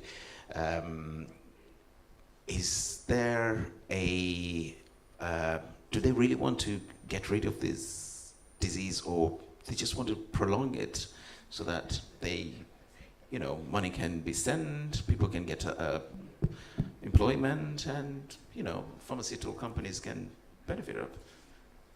I think I would say it's a very good question. All these diseases, there's the health component about it. There's a political aspect about it. And there's a business entity with it. So sometimes you need to navigate all these parameters. Are you dealing with the health issues? Are you dealing with the political issues? Are you dealing with the business issues? If you ask me, the big pharmaceuticals, the best interest if the disease is still prevalent in areas, because they're making money. They make a lot of employment, and they're making profit. But diseases also tools of politics in some parts of the world. So it's a very difficult intermix that one has to play here. And I think it's the role of the countries. It's a certain part of the world, they've eliminated some diseases, exactly. And the science is there, the evidence is there. We cannot have big uncles and come and go and cry to all the time. So sometimes we, as countries that are burdened by certain diseases, we should be able to make that decision to get rid of those particular diseases. And that comes to political will and a political commitment. Some of them, they don't require as much resources as we think. Yeah, I think one of the points that Vivian mentioned, some of these diseases, they have a global health security dimension, because why I'm saying this, I think it is in the best interest of everyone that these diseases are not there. But of course, as Dr. Faustin mentioned, there is a business angle to it. So there is a need of balancing that. And I think the solutions, if they were denied to us, then I would say yes. Maybe there is no intention for these challenges to end. But we heard this morning, the solutions are there. So what are we doing to make sure that we ensure that there is enough coverage of these interventions to be able to alleviate the challenges? So this again boils down to us as a country, as individuals, that because we always want to blame the other person. So let us not play the blame game, and take a responsibility as individuals and as a country to address these challenges, because the answers are there. Absolutely. I know you want to add on something. We don't have much time, unfortunately, and this session we were meant to discuss fundraising and policy implications, and I think we've already crossed the border into policies now. How do we sort out our issues as far as our policies are concerned? You mean that the fund from the funding raise? Yes. There is enough funds. Yeah. You mean at global level? Yes. The problem I would see is there are more and more crises, new epidemics, pandemics. There are conflicting interests, and nowadays, I mean, I just now talk for the government of Switzerland. Now we are fighting to have money secure for Tanzania, and we are now in competition with Ukraine, with Gaza, with South Sudan. So here it's at least the challenge of, I guess, most of the European country, mostly with the Ukraine. So here the policies, I mean, it's a question of national security. Europe is very focused now on Ukraine.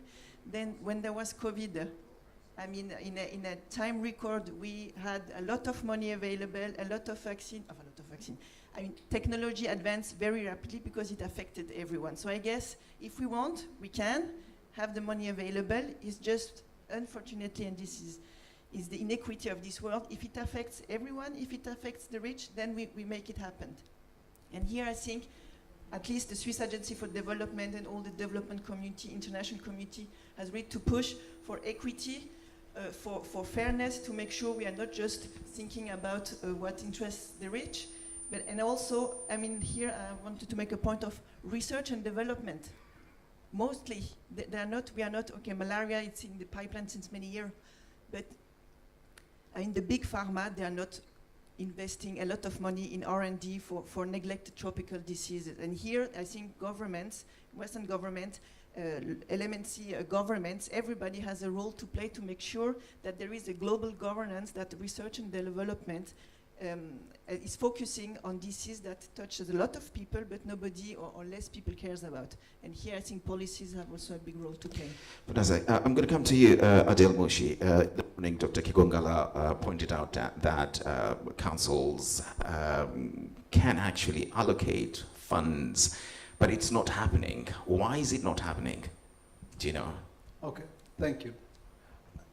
Councils can mobilize resources. We even think beyond just funding, because most of these needs that we have in programs go beyond just fund. And when we think of how the burden could be shared, for example, think of items. We need procurement.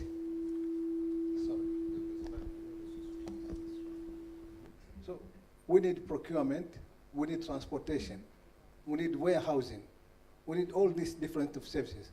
So if, for example, now from the council, what we could think with the example from other countries like Zambia, where they have been very successful, we're learning from them and we'll get there as well.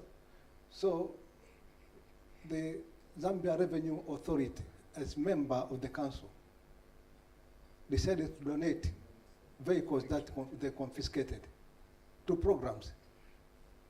Then we have a quantum mining company that said, okay, we have seen there's some ITN somewhere. Instead of thinking of costs for transportation, we offer to deliver this. And then you repurpose the remaining funds into other issues. So this money, we just need to think beyond money. And that's what now the council is working on. Another aspect is on the advocates, for example. Programs normally have their way of reaching the public. If you ask programs that we have here, we have ITNs, for example, mosquito nets. It's not a big issue when it comes to coverage. But go to how many people are using. And that was the first question even in this room. So if we manage to encourage everyone to use the available tools properly, just make sure people go to healthcare facilities when they get sick before they start using medications. We'll find that we are saving. So council is not just thinking of just raising money, but also looking at ways that can complement in terms of avoiding unnecessary expenditures, but also sharing the burdens across different sectors. And then you come to realize that if you quantify, at the end of the day, it's a lot that will be mobilized in kind and materially. Dr. Masanja, why are we not using these tools that have been mentioned? Why don't we want to use the mosquito nets and I'm sorry I'm putting you on the spot, but someone has to answer that. Sorry, is it me as an individual, as a community? You can use any easy way out, but I just want to try, I'm just trying to find out if you know the policies are there, we have the infrastructure. Why is it not clicking? Why is it not working? I think from what Adiel mentioned, that we can mobilize beyond cash and use other resources to deliver the interventions like bed nets that you can use. They can use use transport from from business people, for instance. When they are taking commodities, they can also bring back nets, so they can go with nets and then come back with whatever goodies they are going to bring there. But I think we haven't had this conversation in a holistic manner and explore innovative ways of addressing challenges, say, at the LGA level. Yes, there is this law or directive of LGAs, or local government authorities, to put 3% of their budget. And this is a conversation I remember in like 5 years ago in Kigoma, when we had the Malaria Day in Kigoma. Honorable Umi mentioned about 3% to go for larviciding, and it's not happening. I was trying to pull Kigwangala's leg during lunch that you sit in the council. Why are you not putting your foot down about this 3%? You can pull his leg. He's here. He sits in there as well. So there are a lot of dynamics, but I think it's the political commitment and political will to be able to make sure that these things happen. It's possible, inawezekana. And I think it's an issue around prioritization. We have many competing priorities, but I think once the former founding father of this nation said, kupanga ni kuchagua. Planning is you choose, Doctor? Yeah, I think you're going to kill the councils. They're overburdened with so many competing priorities, because the KPIs for councils right now is to how much you raise, the revenue you raise to the councils, but also that money goes to building schools, building health facilities, 10% loans to the women, youth, and the disabled, and so many other things, even emergency. For example, right now, the money that we're using to repair roads in Dar es Salaam come from the councils. So if you go with that guidelines of comprehensive council health plans, you find that they're very overburdened with the requirement, very strict requirements. So there's very little room to maneuver there. So it's not that they don't want to do that, but there's so many other things that they need to plan for. So for me, I like to apply what Dr. Kimwagwala has always said. We need to think outside the box. We need to have to change the mindsets from vertical thinking to more holistic and integrated kind of thinking. And for me here, I would like to challenge my colleagues here. We need to look into how can the people, or how can we involve the communities? And you started very well, Salim, here. You said each one of us is involved in one or two more WhatsApp groups raising money for the weddings. But if there's a Simba and a younger match, people are willing to buy the latest jersey, hire a vehicle, make a huge banner, pay for the ticket. Whether it's in Dar es Salaam or in Arusha, the people will go. So how is our community, how much investment do we make to our community to be aware and be involved?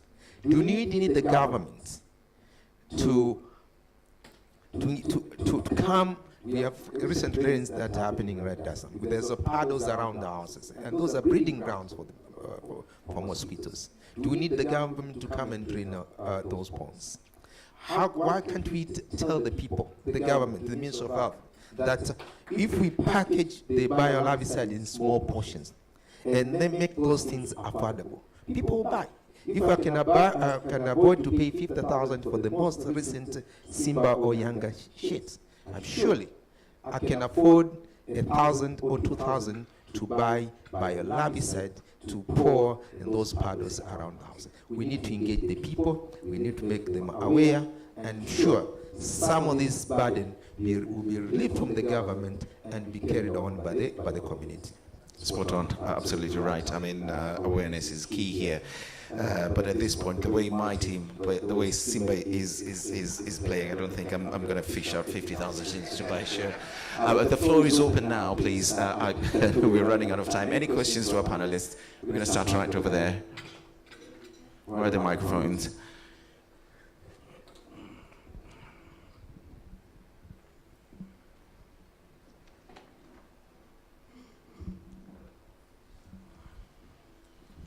Well, good afternoon, everyone. I'm Abdul Banisheva from Monday Suna, and maybe you all choose me Vivian, but you are the only one representing development partners here, so I'm directing this question directly at you.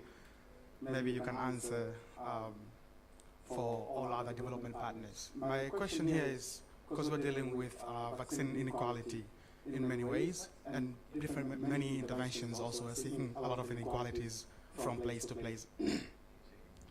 Looking at these inequalities, and it looks like we have learned nothing from COVID, because we thought we have learned something from COVID at one time, but then monkeypox hit North America and Europe. And it has been there in Nigeria for quite since 1970s, and it's only when it was hit in Europe and North America that it was declared a global emergency. So looking at that, and the vaccines were quickly developed by Bavarian Nordics in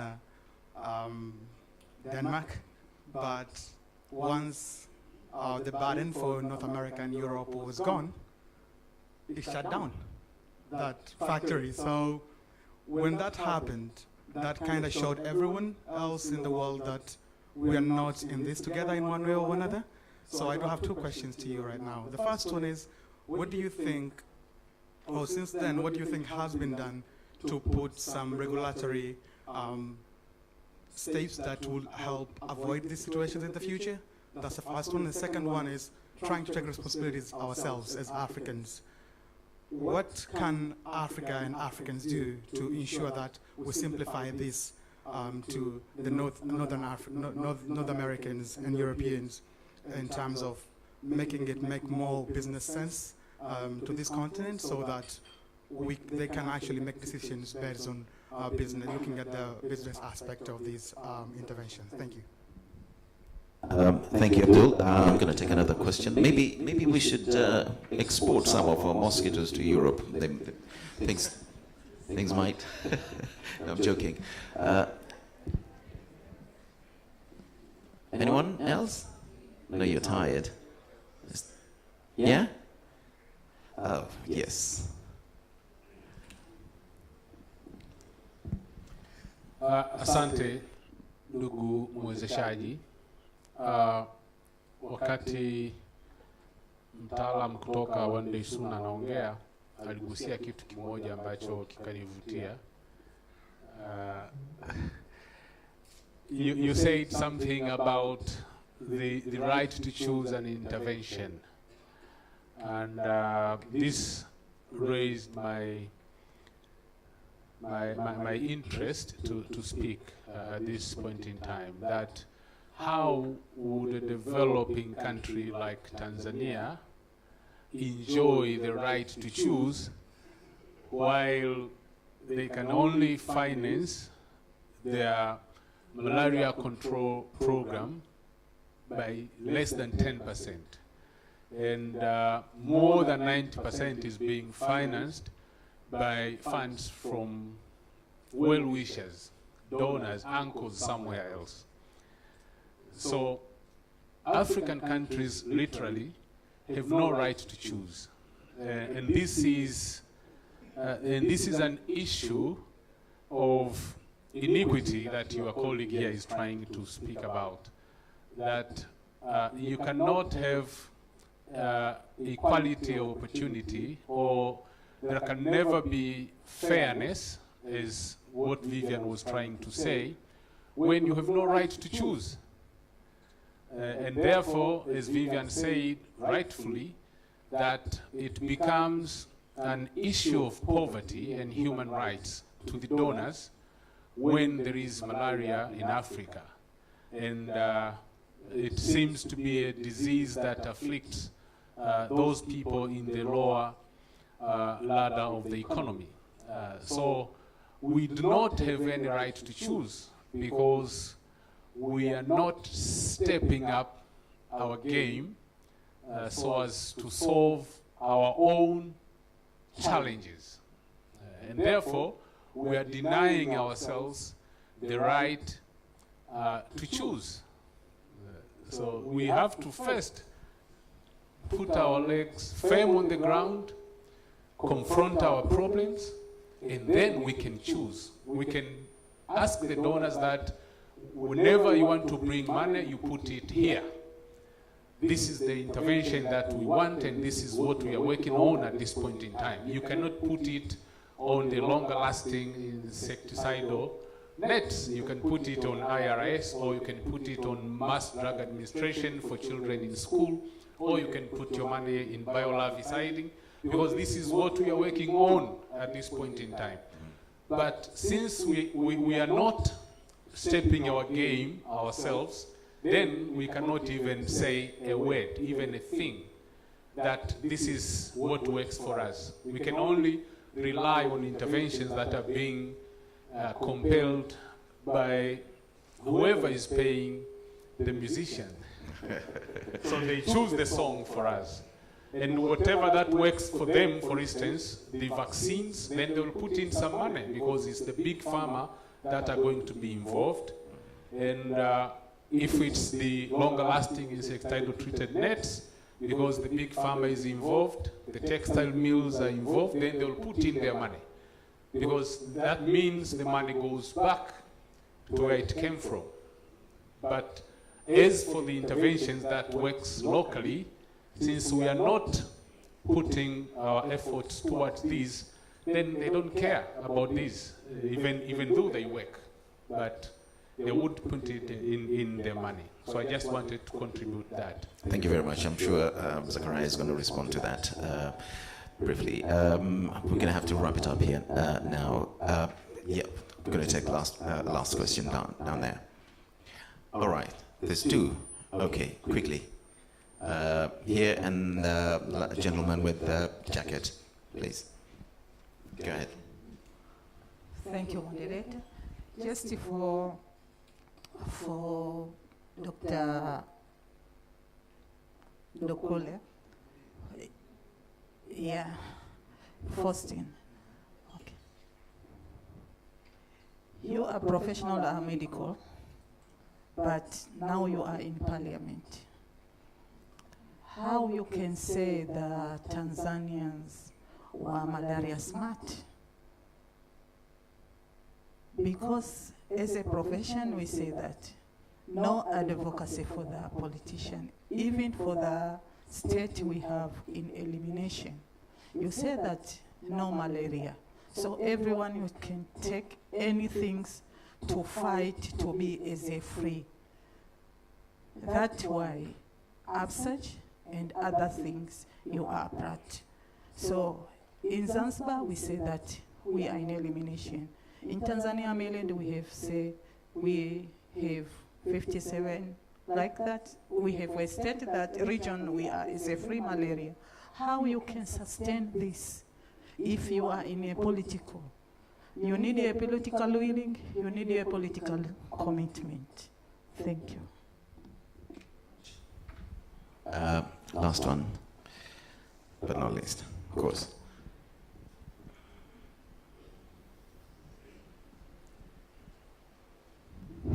Okay, thank you. Bonjour. Bonjour, ça va? Bonjour. Bonjour. That's my end of French. Yeah, okay. My name is Sonko Paul, a representative of community affected with malaria in the TNCM, and a chair of the Community Network Against Malaria in Tanzania. I wanted to stress that. One.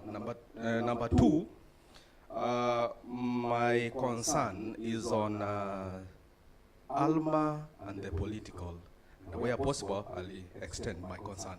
Maybe I should start with the ALMA representative. I know your goodwill, mobilizing the parliamentarians, politicians, to have a goodwill in mobilizing all the communities to engage in this. But I am aware there are some other influential people, including Kikeke and the rest. I am not aware, and I'm not so sure whether there is any other plan to mobilize such like of the people to also bring their efforts in advocating the malaria responses. I know there are so many kwenye mitandao huko tunakutana nao, including himself whom you are seated with there. Number two is on Ndungulile. I know there are so many declarations. There are Abuja Declaration, there is the very recently Yaoundé Declaration. And all that is for goodwill, to bring together the community and some other responses. Maybe on your political journey or ambition or forums, I would wish to understand whether you have a space that you can communicate, because this is not a secret. You are able to communicate all this declaration to your people, and even mobilize your other member of parliament to communicate this declaration to their people, including even the struggle we have in malaria responses. Lastly, is on Honorat Masanja. I know you are doing a very good thing on the research. I'm not so sure whether you have even thought of to bring together other institutions that are doing community actors, institutions. There are so many. You bring them together and then you prioritize together on research. Because I have never heard of social-related research presented here. Because most of the things I've heard here is pure science. Definitely this is why people have stagnant somewhere. As you have rightly said that there is a behavior change of mosquito, definitely even human beings have moved from the usual responses we are deploying them. They have remained somewhere. Now we need to employ a different kind of research, which is a sort of social related study, to see which other innovative approach can we reach them, maybe to change their mind. Definitely, if you have something to respond on that, I would really love to hear community-led research and advocacy, or anything related to change human mind, because we have only represented here pure science, which sometimes may be working on clinical and some other areas, but we are remaining the same people, same interventions, no change of result. Thank you. Thank you very much. Thank you very much, my good man. So we're going to start taking the questions now, the responses. Vivian, you're going to have to go first. If you may, please. Thank you. Yes, so back to the question of what did we learn from the COVID, and I think what we mostly learn is what is not working. I mean, this whole ACTA access to COVID-19 technology accelerator, where we had the pillar for vaccine, diagnostic and treatment, where a lot of money was pulled and a lot of good design. Imagine that would work, that if everybody buys the medicine together, the rich will pay the full price and this will be incentivized for the poor, but did not work out. So I think all these are lessons learned for the next pandemic, but well, the next failed too, but maybe inshallah the next one. At least it has brought a little bit of discussion at the global level, I think, and this is good. I mean, now they're trying to negotiate a pandemic agreement or trying to update the international health regulation. Very complex, not a lot of different conflict of interest. It's not going to happen very soon, I think, but at least it has triggered a bit of discussion, and it has a little bit shaken all the Western countries who thought they were safe of all this pandemic. So I think this has a little bit shaken. But yeah, no, I mean, I don't see a concrete result right now out of this. So, I mean, for sure, and I fully agree with the parliamentarian before who was saying, I mean, I would not expect, and from my side, I would not recommend to wait that all the Western finally decide, oh, let's put a lot of money to help them. I would definitely, my position would be strongly advised to fight yourself for your own priorities, request for it, and make sure that any money coming, you decide where you want it to go. This I would say, because if you wait for the others, I mean, this is not going to happen. There are too much politics, too much money involved, and two opposite interests, I think. And from the how should I say, development cooperation, agencies from different governments. So there is the official government, and then there is always the good side of the government, which I belong to, I do hope, the Swiss Agency for Development Cooperation. I'm joking, but we have very conflicting interests with the rest of our government, for example, and I'm just mentioning, for example, intellectual property. I mean, this is a hot debate in Switzerland, because we have a lot of pharma. So there is no way that we should take away from our big pharma the whole money they could. So there is, even internally the government, a lot of conflict of interest. But what we are doing as the Swiss Agency for Development and Cooperation to work with the private sector are to invest a lot in this private-public partnership, and mainly the product development partnership, which are who came end of the 90s, beginning of the 2000s, like IVCC, MMV, DNDI, FIND, and all this is a little bit with official money from government. We are trying to de-risk a little bit the investment of the private sector to invest in more neglected disease or in a market which is a little bit failing. So this is a little bit how we are trying to help, but this is never on a global scale. It's not going to help solve long-term and sustainably, I think, all the public health problem. Sorry, I have no solution. Thank you very much. Zachariah, if you could go, a comment from Honorable Minister. Honorable MP. Yeah, thank you. I think that was a very spot-on point, but just some quick things to say ahead of my response. Number one, I think scientifically speaking, we cannot throw away any of the currently existing interventions in favor of one particular one.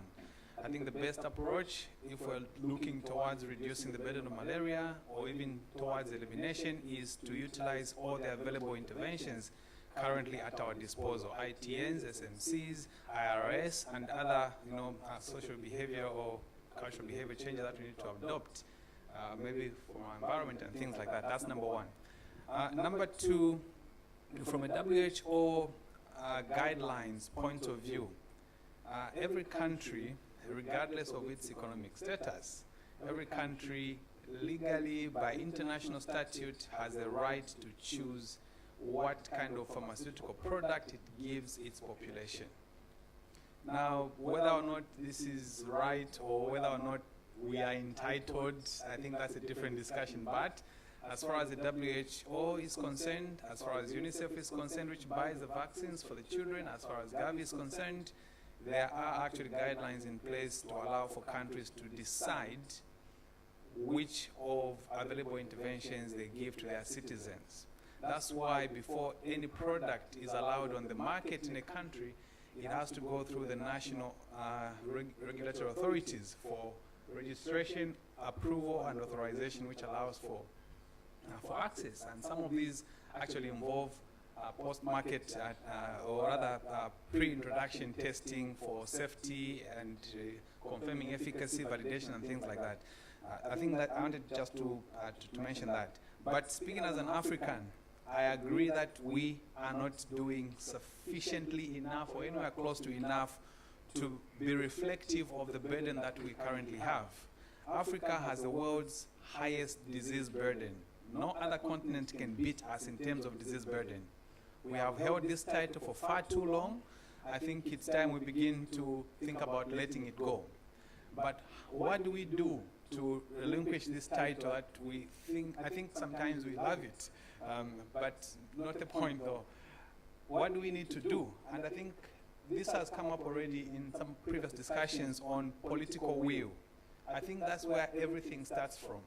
And it's good that we have members of parliament here, representatives of government. I think when the political will is there, things do move in Africa, right? So introducing that aspect of the political will. Secondly, I think domestically we need to own some of these problems, or at least we need to do our part. Now, I was very happy to hear some of the conversations around the council discussion. So, just as an example, a lot of countries in Africa have mines. How much taxes do mines give to governments? How much profits are mines taking out? Now, would it be really ridiculous for our governments to ask that these mines buy, let's say, 5 million doses of malaria vaccines for children, would it be out of this world?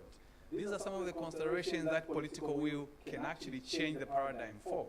There are a lot of local businesses, international businesses, where these kind of discussions can be held as a part of the social corporate responsibilities for these countries, or rather the companies. So I think there are still opportunities we can exploit domestically, as well as we negotiate with our international partners to try and reduce the burden. Thank you very much. Appreciate it, Zachariah. Dr. Faustin Dugulile, I think it's on you. Comment from Zanzibar, smart malaria, isn't it? And I think we can also take the comment from honorable gentleman over there about using influencers in advocating. Right. Yeah, just before delving into what came from the floor, I just wanted to add a couple of things, two things. One, based on the experience of the COVID-19, whereby we saw the Western world holding the stockpiling of COVID vaccines, and these were not available to developing countries until much later when they had reached the threshold of vaccinations. But even then, if you remember, even the disposable masks were not available. Even if you had money, you could not order disposable masks, and we had to now embarking on making our own disposable masks here in Tanzania. So based on that experience, the world is coming together. So for those who know now, this current discussions on pandemic accord. This is a thing that is currently going on right now in the world, to have an equitable approach on when we are dealing with the issues of global security agenda or next pandemic. So if we come into agreement, this matter is going to be discussed in the World Health Assembly in May, and hopefully if that is passed, because there's a lot of debates that are currently going on, and there's a lot of meetings that are currently going on to make sure that there's an equitable approach to the next pandemic. I just wanted to add to that particular. And I would also like to jump on to what my colleagues just next to me has just spoken on the innovative approach.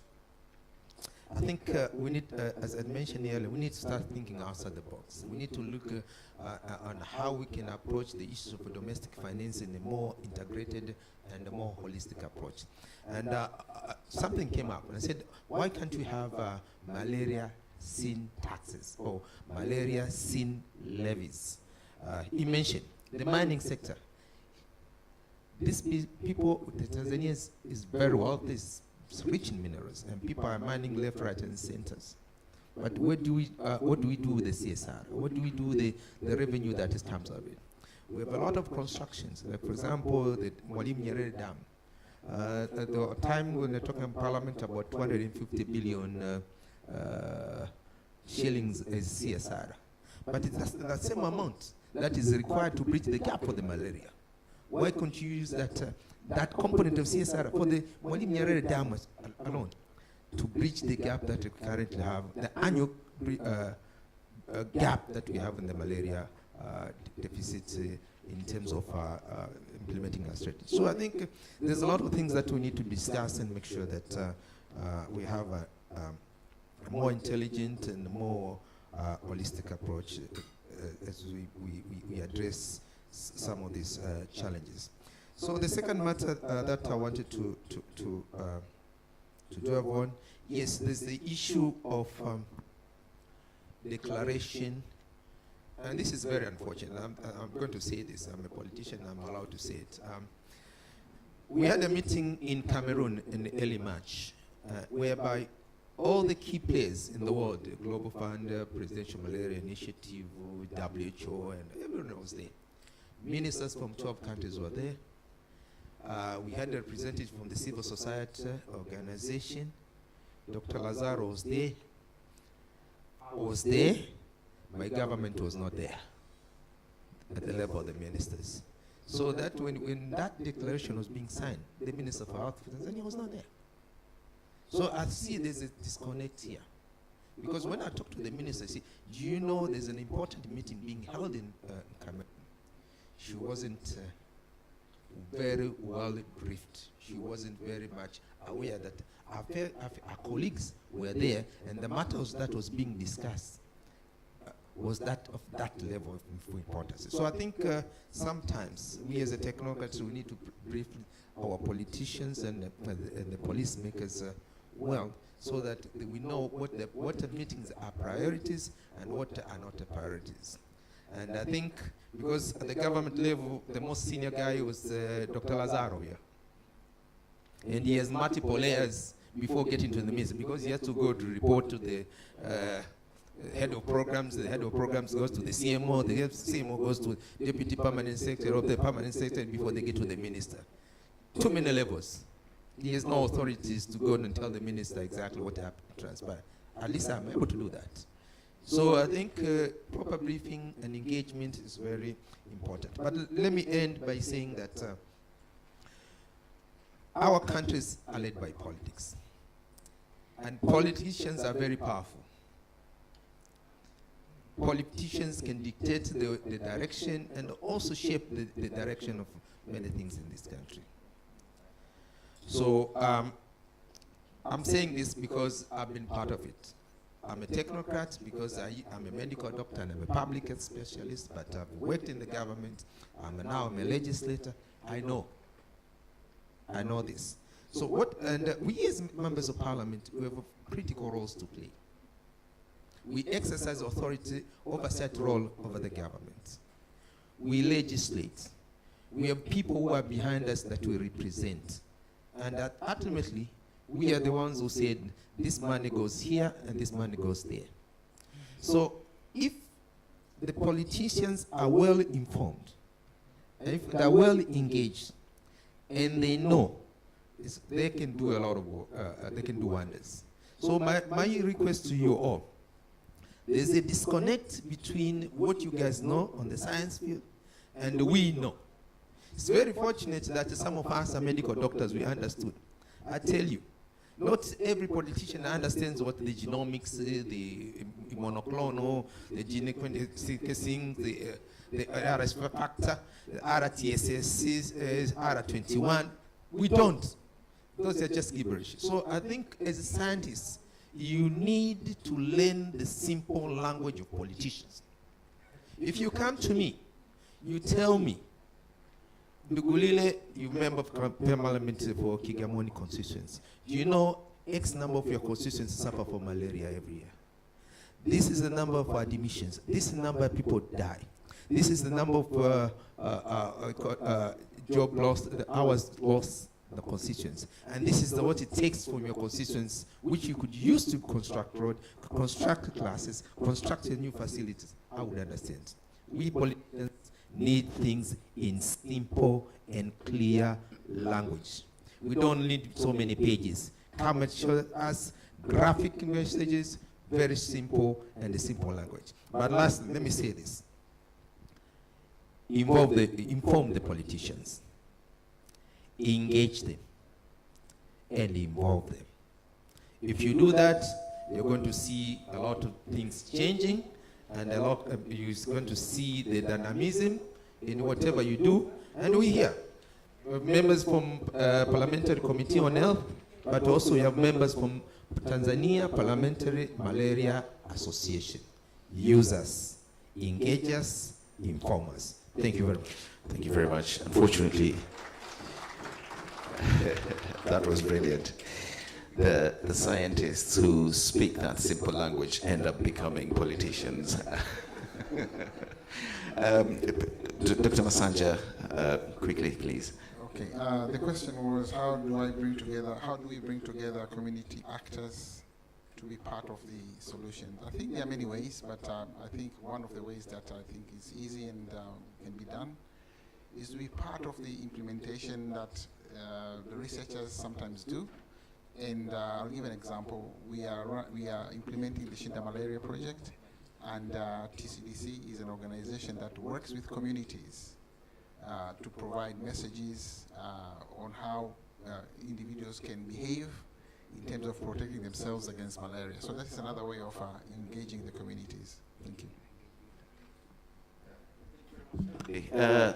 30 seconds, 30 seconds. We've Sorry, really run out of time. I just wanted to say I'm so happy that you're talking about this disconnect, so which really reinforce our support to this great forum, which brings indeed parliamentarian and the scientists. It was not always in a simple language, I agree, but thank you very much. It confirms that we're very happy to continue supporting this forum, that's for sure.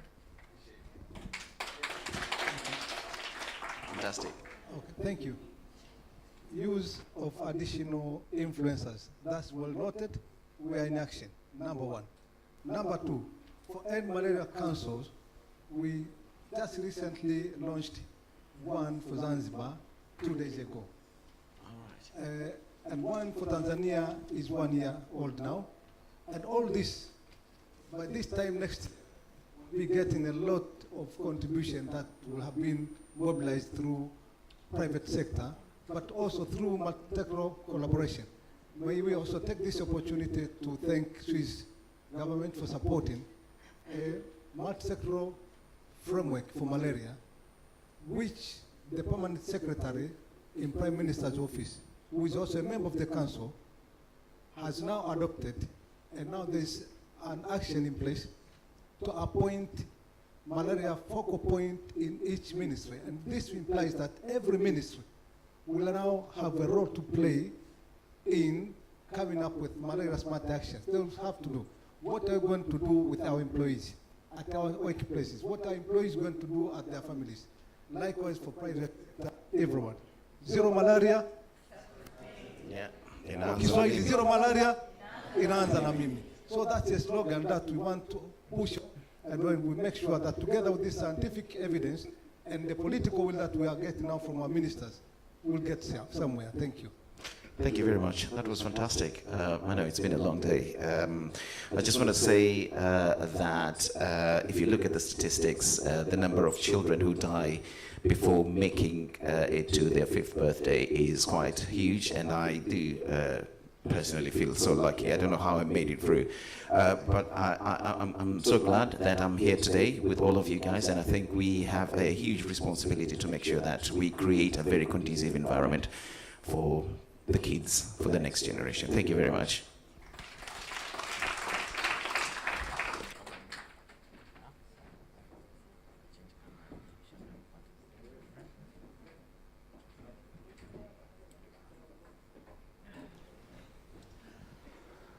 Oh, yeah. Mimi nafikiri hata tukianza upya hizi paneli zikaanza kuanzia ile asubuhi watu wataendelea kubaki. So this was a very powerful panel.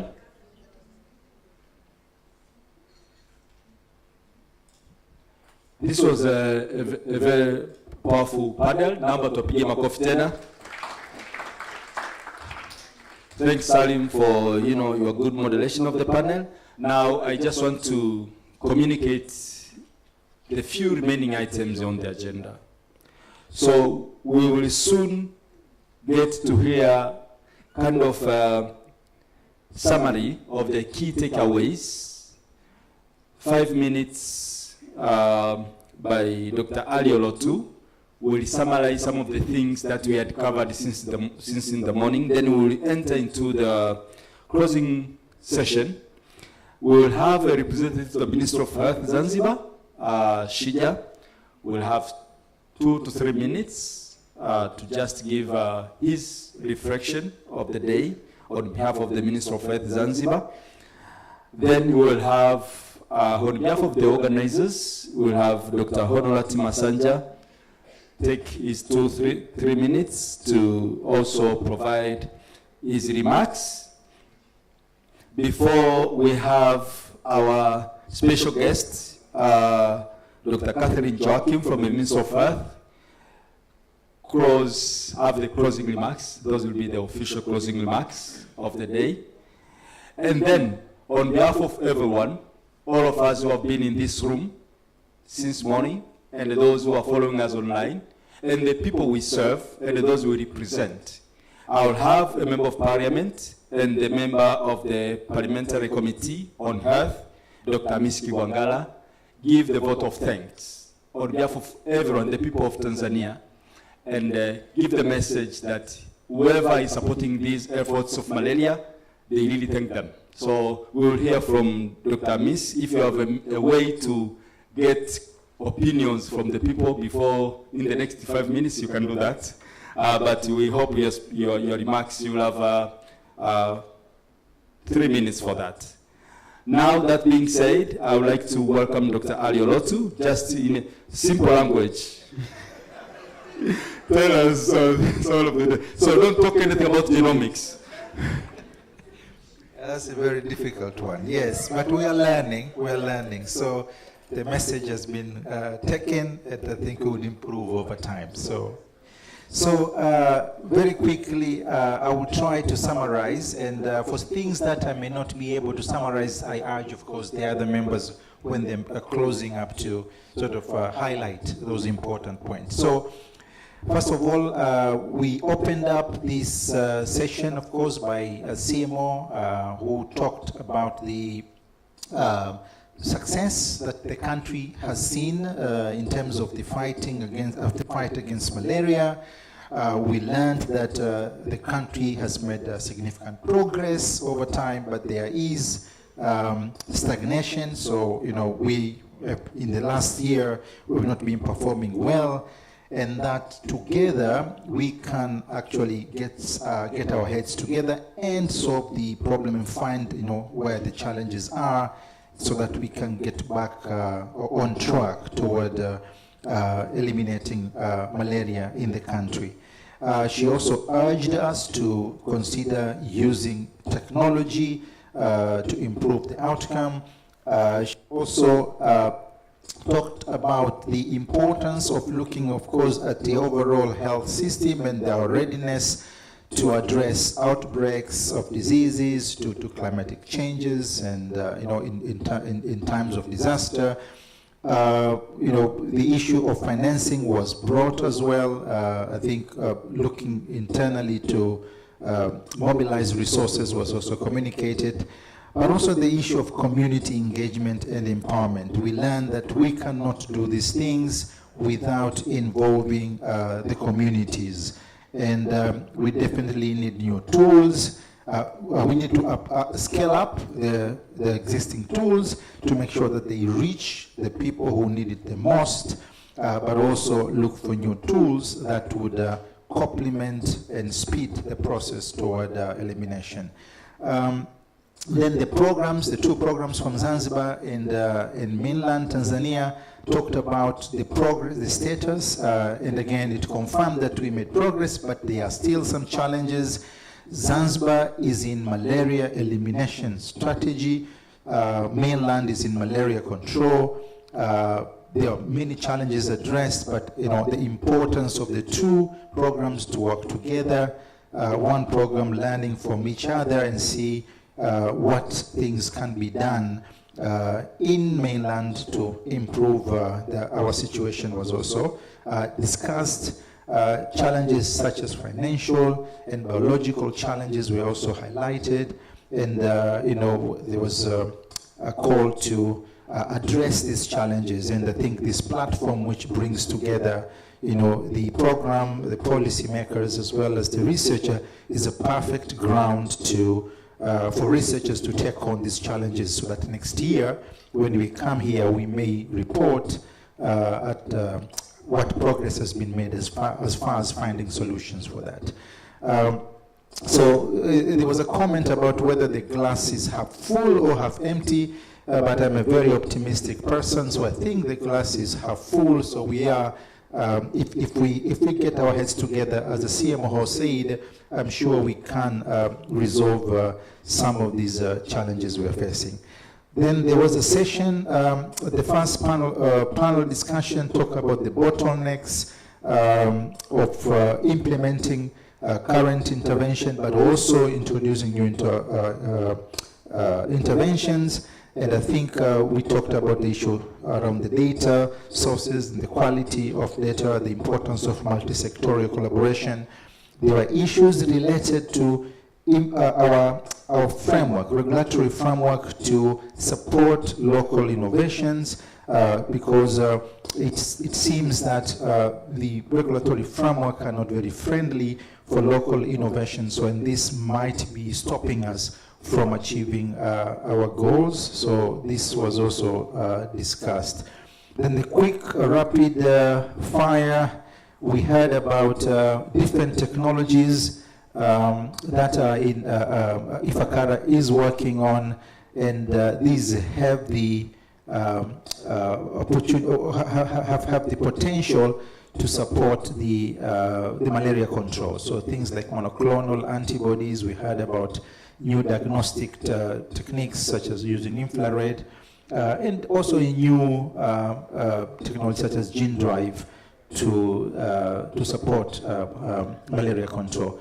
Then we went into a second panel discussion, and we heard about the vaccines, learning that there are 2 new vaccines recommended by WHO, and these can be an important addition in the toolbox in the fight against malaria, and we were urged to use them strategically so that we can, reap the benefit of these 2 vaccines. But also, we heard about integrated community-based case management as another powerful strategy, aiming to reach the hard-to-reach populations, and that although there are challenges, I think the program is making strides toward improving these challenges so that we can maximize its potential. But we also heard about surveillance and how important this is to inform decisions as far as interventions. We heard about the fact that us as a scientist, and this is in general not only about surveillance but also about all the interventions that we normally talk about, to simplify the words, the way we communicate these, because quite often we talk, sort of in very complex and difficult terms that may not be understood by the policymaker and the community at large. So simplifying the models, but also realizing they have limitations as well, and they depend on the good data. Then there was a talk about the finance. The last talk, I think this was really enriching panel discussion. We need to rethink, I think, or to think outside the box when it comes to resource mobilization. And I think this was sort of the main thing that I at least gather from this discussion, but also for our countries to step up in terms of finding local resources which would then enable us to achieve what we want to achieve and reduce reliance to the outside sort of financial support. There were very passionate discussion about the lack of freedom to choose if you are not able to put in the money to support what you want to do. The issues of private support, private sector was also discussed, but also other new strategies that the malaria councils, both of Zanzibar and Tanzania mainland, are utilizing to try and mobilize those resources, not only in cash but also in kind. So this is what we learned. But I think very powerful closing remarks came from Mheshimiwa Ndulile when he talked about the fact that we need to bridge the gap between the researchers and the policymakers. The policymakers are very powerful in terms of having influence. So I think we should ensure that we build that bridge and use them so that some of the financial challenges can be addressed to ensure that we meet our objectives. I think, and multi-sectorial approach was also discussed as an important thing. So again, my apology. So sort of these are quick notes that I've been able to gather during the entire day today. But I think the summary is, despite all these challenges, I see the light at the end of the tunnel. I think if we work together, there's a lot of technology, there's a lot of political will and commitment in all the stakeholders. It's a matter of coming together, finding new ways of addressing some of the challenges we're facing. And I think, as I said, I'm a very optimistic person. We shall conquer this scourge which has been troubling us for, I don't know, many, many millions of years. Thank you. Asante sana, thanks for the very good summary. That's how you can summarize 8 hours in 10 minutes. Of course, he avoided talking about monoclonal antibodies and science fiction. That was not talked about, but anyway, we covered that as well. So now let me thank you so much, Dr. Ali. So Shija, it is your time to, you have 2 minutes to talk, to give a reflection on behalf of your team from Zanzibar. Yeah, thank you very much. Good evening once again. I've not much to talk now, but I just want to thank the organizers who put this and organized this event very successful. I would like also to pass my gratitude to all partners who are here, PMY, Global Fund if they're here, Swiss TPH, I don't know, Bill and Melinda Gates, WHO, the BT Malaria, PSI, and everyone, Muhimbiri, University, and all institutions, organizations who are here. Thank you very much for inviting us. We have come here to learn and share our experience. And this has been a good forum for us to learn more and exchange different ideas and science as well as technologies that we have seen here or heard about the presentation that we have put here. Of course, we gained a lot during the discussion, and Zanzibar is really willing to work with any partner who is interested to work in Zanzibar. The doors are open. It is very easy to come to Zanzibar, and you can get access anywhere you want to go, even to the higher top government officials. We can facilitate this in a very few days, and you can get there and you can present the case, and once it's justifiable, you will get the opportunity to work with our program. So you are welcome to Zanzibar. Karibuni sana.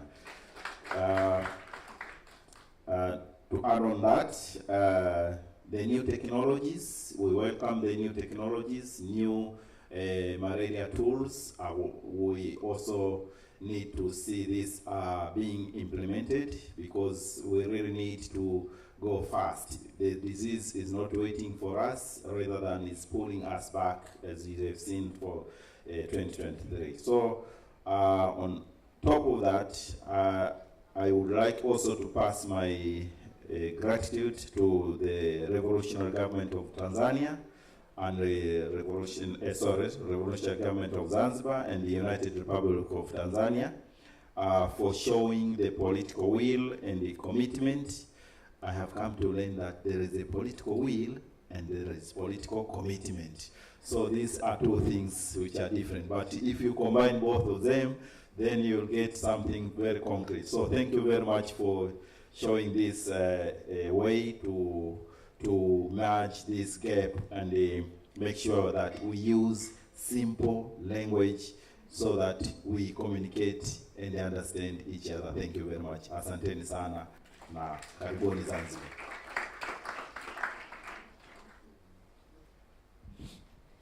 Okay, makofi mengine tena kwa Zanzibar. Yeah, so now let me take this opportunity to welcome Dr. Onrat Masanja. You are the captain of this ship, so we have learned, kind of came to the harbors. Now you have to thank the people, passengers.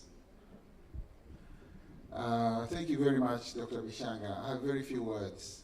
One is to thank you all for your participation, but also your contributions to the 2024 Malaria Forum. We've learned a lot, as said by other speakers. Second, I want to thank the Swiss government for supporting this event and their commitment to continue supporting, as you heard from Vivian in her last comment. because then it brings this opportunity to have a dialogue between the researchers or implementers and the policymakers. And from what Faustin said, we really need to communicate to them in a very simple language, but also engage them continuously. I would also like to thank the moderators of the sessions. Thank you so much. We hope we'll see you next year, but also the organizing committee, but also the panelists. And as I said, simple language, engagement is going to be very key if we want to see the interventions that we develop have a meaning, and also make a change to our communities and population. Asanteni sana, and I hope to see you next year, inshallah, if you're all alive. Thank you. Asante sana, Dr. Masanja, for being so brief. And again, I really want to reiterate your thanks to the organizing committee and the moderators and the panelists. They really made this day a possibility. Tuwapigie makofi nao pia. Sasa mgeni maalum Dr. Catherine, naomba uje utupe sasa closing remarks zenyewe.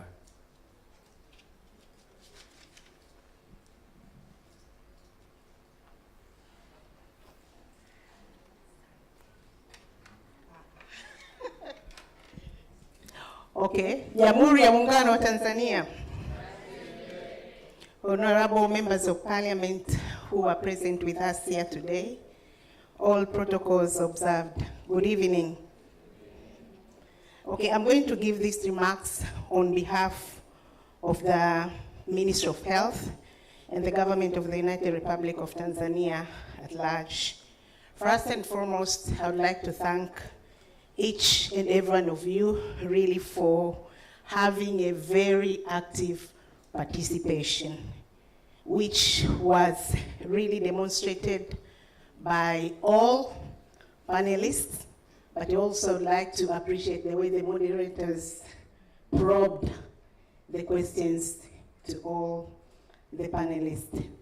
I would also like to thank the two program managers for really highlighting where we are in terms of controlling and the Tanzania mainland and the elimination on Zanzibar side.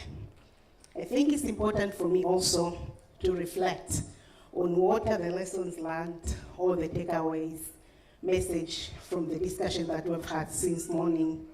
For me, what I've learned, with all that was discussed, we have all the answers.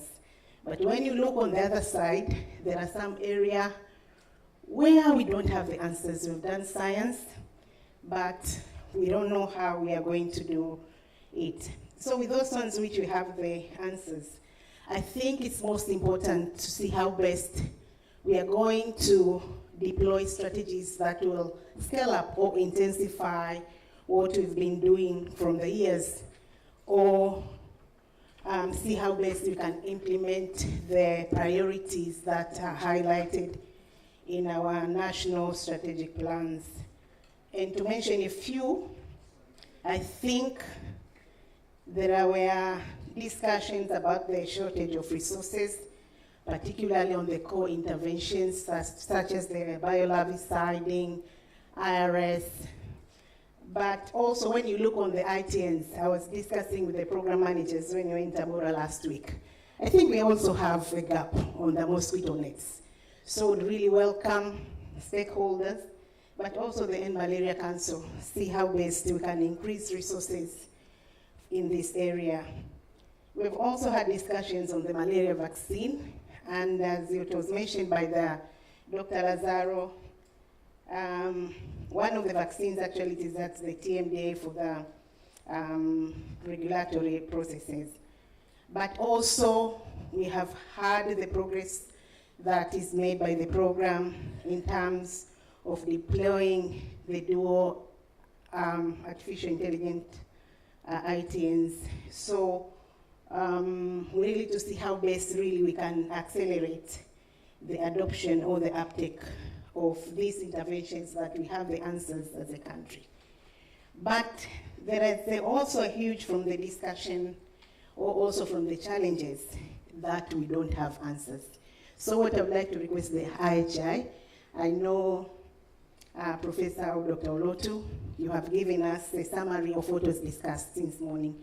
So I'll request the IHI actually really to bring these areas that we think they are potential to eliminate or to make a country malaria free, and we bring them to ZANEP for those ones which belongs to Zanzibar, but for those ones which belong to Tanzania mainland, we bring them to NMCP. I think you're all aware that we have the technical working groups.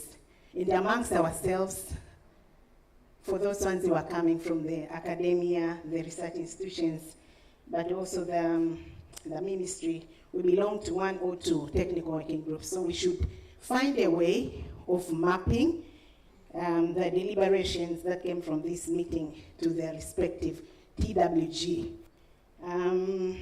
And the next year, when we come for the 2025 Malaria Forum, at least we should start with the implementation and we report the progress.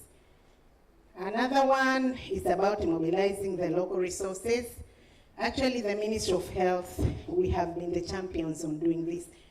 It's unfortunate that the councils, they do allocate the budgets within their council comprehensive health plans.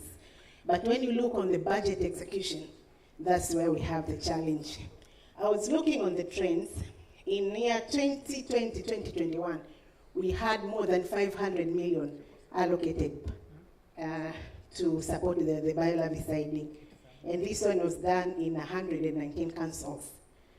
But looking in this year, up to now, we have only 3 councils that are doing the biolarviciding, and this one is coming from the Swiss TPH. So we'll continue to advocate the local government authorities to allocate these resources. But also the ministry is working with the Ministry of Finance to see how best we can get the IRS and biolarviciding. As it was mentioned, I think by Honorable Kigwangala, Honorable Ndugulile, the councils also have a lot of priorities, a lot. So really sometimes you find the IRS and biolarviciding, they don't get a fiscal space to be supported. So, and on this one, actually would like to request the members of parliament who are here. We know that you are coming from the Parliamentary Standing Committee that is dealing with health and HIV. So please be our ambassadors. You've been in this meeting and you've seen the gap.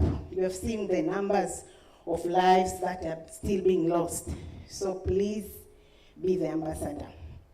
Another lesson that probably I've learned, yes, we talk about these interventions, the ones which you have answers, but those ones which you don't have answers. Sometimes you find the implementation readiness really is not there. So I really like to urge each one of us, I know in one way or another, we are engaged in the efforts to eliminate malaria. So let us make sure we have a readiness environment for implementation.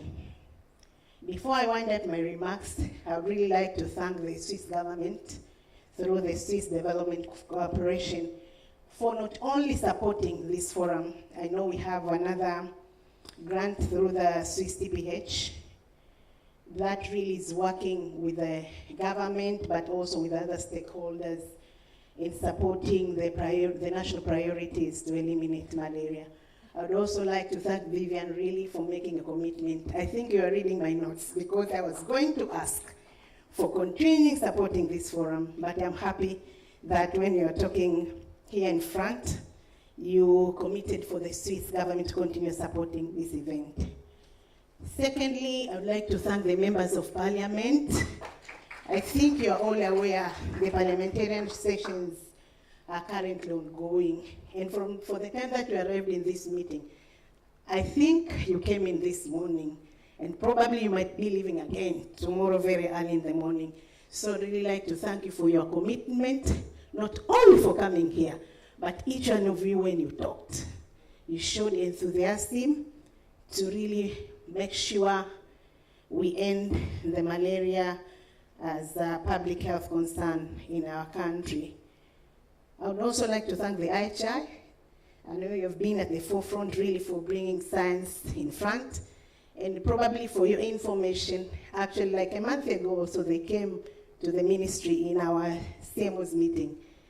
And they presented to us what they're doing. So I'd really like to commend the good work that you're doing and also encourage you not to give up. I know you had invited others to come and join, but let you just continue to be at the forefront of bringing science into practice. Probably what I would like to commend, I know it was talked by Honorable Ndugulile that you should bring these findings to the politicians, and probably what we can commit and where I sit will be the bridge between the institution and the parliament. So whenever you are ready, please let us know and we will link you to the parliamentarians. Again, I would like to give my gratitude to all the moderators, the master of ceremony, and everyone who really was really at the forefront of making this session a reality. And I'd like to reiterate the government commitment to collaborate with all stakeholders who are here today, but also I'd like to echo what was said by Gesonko. Actually, in the next year forum, I'd really like to recommend if we can bring those who are the communities themselves, so that they share with us the experiences, so we can have like a panel with them. But also the service providers, because sometimes we might be taking the tools, but their adoption, you find, takes time, or sometimes it is not accepted by the community. I think you also, last week, when we launched the HP vaccine, it was really a very big discussion from parents, from everyone. So maybe you might find even with this malaria vaccine, you might say maybe let us take it, let us prioritize it. But we need to think through how do we need to prepare the communities? Yeah, so with those few remarks, I really like to wish everyone a safe trip when you go back home. And for us who are going back to Dodoma, I wish every one of you a very safe trip. Thank you very much for your kind attention. And with these few remarks, I declare this meeting as partially closed because Honorable Kigwangala is going to give vote of thanks. Thank you very much for your kind attention. Asante sana. That's how you speak when you are a senior ministry official. And even it was not prepared, but how can, okay, sawa, niishie hapo. Sisi nikahojiwa na mamlaka za uteuzi. Mheshimiwa Hamisi Kiwangala, karibu.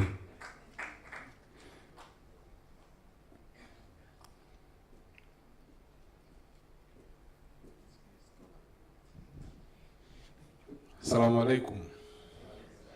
Tumsifu Yesu Kristo. Bwana asifiwe. Jamhuri ya Muungano wa Tanzania.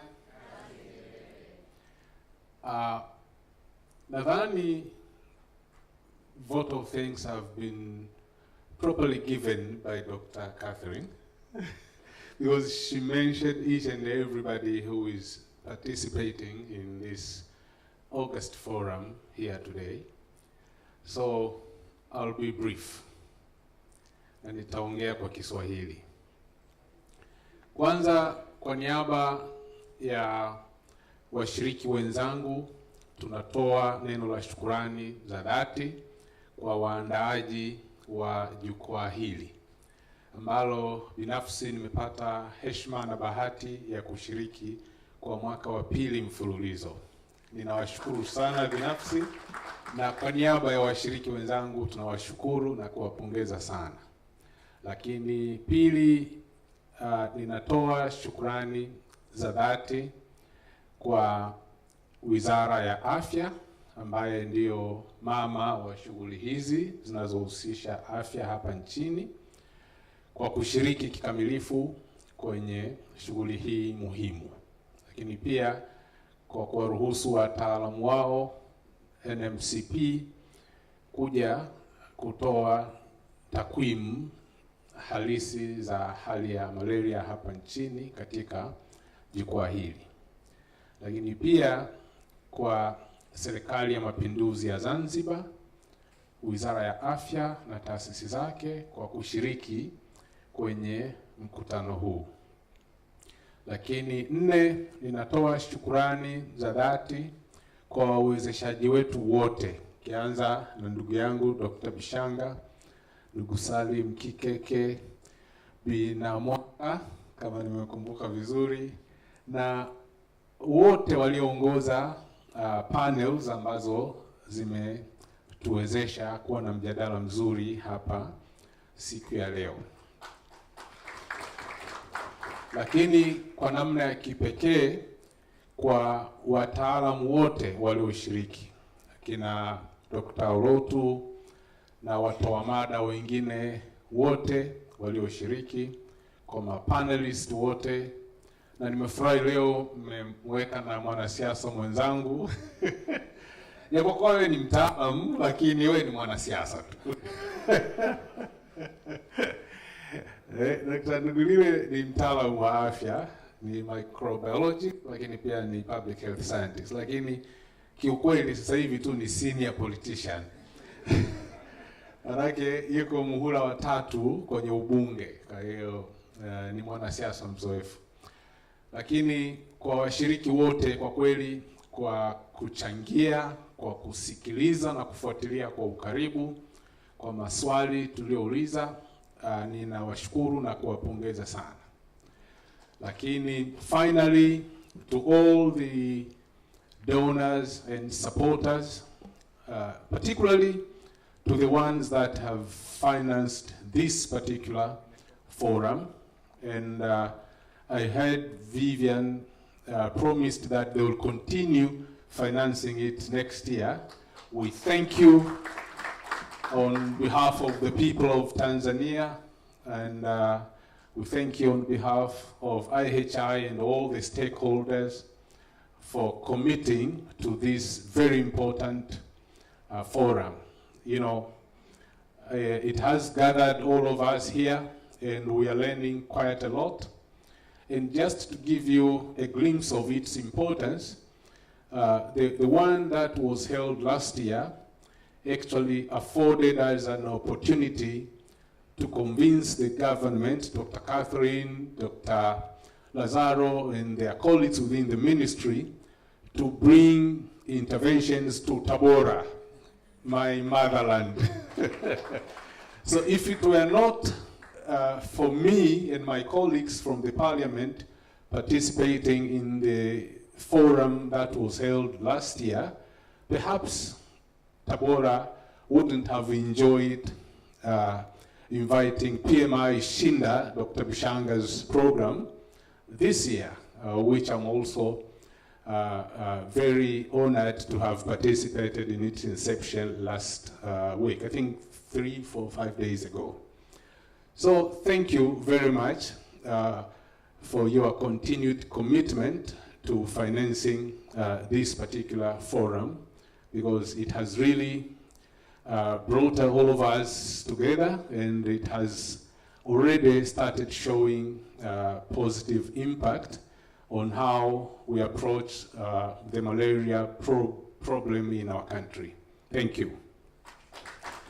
Wazee, mimi ni mwanasiasa mkongwe kidogo, naweza nikaongea mpaka asubuhi. Nawashukuruni sana kwa kunisikiliza. Kwa kweli tunawashukuru pia wenye hoteli kwa kutuhost. Tumekula chakula kizuri, tumepata kofi na tumepata ukumbi mzuri, hali ya hewa safi, na tumeweza kutimiza malengo yetu yaliyotufikisha hapa siku ya leo. Kwa hivyo kwa meneja wa hoteli na timu nzima ya wahudumu tunawashukuruni sana kwa kutuwezesha. Asanteni na Mungu awabariki. Huyu Dr. Kigwangala siasa ameanza siku nyingi sana, toka yuko chuo huku bungeni ameenda kukomaa tu. Kwa hata kabla ya kwenda bungeni ungeongea mpaka asubuhi. Mwanaharakati. Jamani, so we have come to an end of this. There are only one person coming to give logistics as we depart. So I won't come back here. I just want to thank you all kwa kuniamini na kunipa nafasi ya kuwahudumia siku ya leo. Mungu awabariki sana.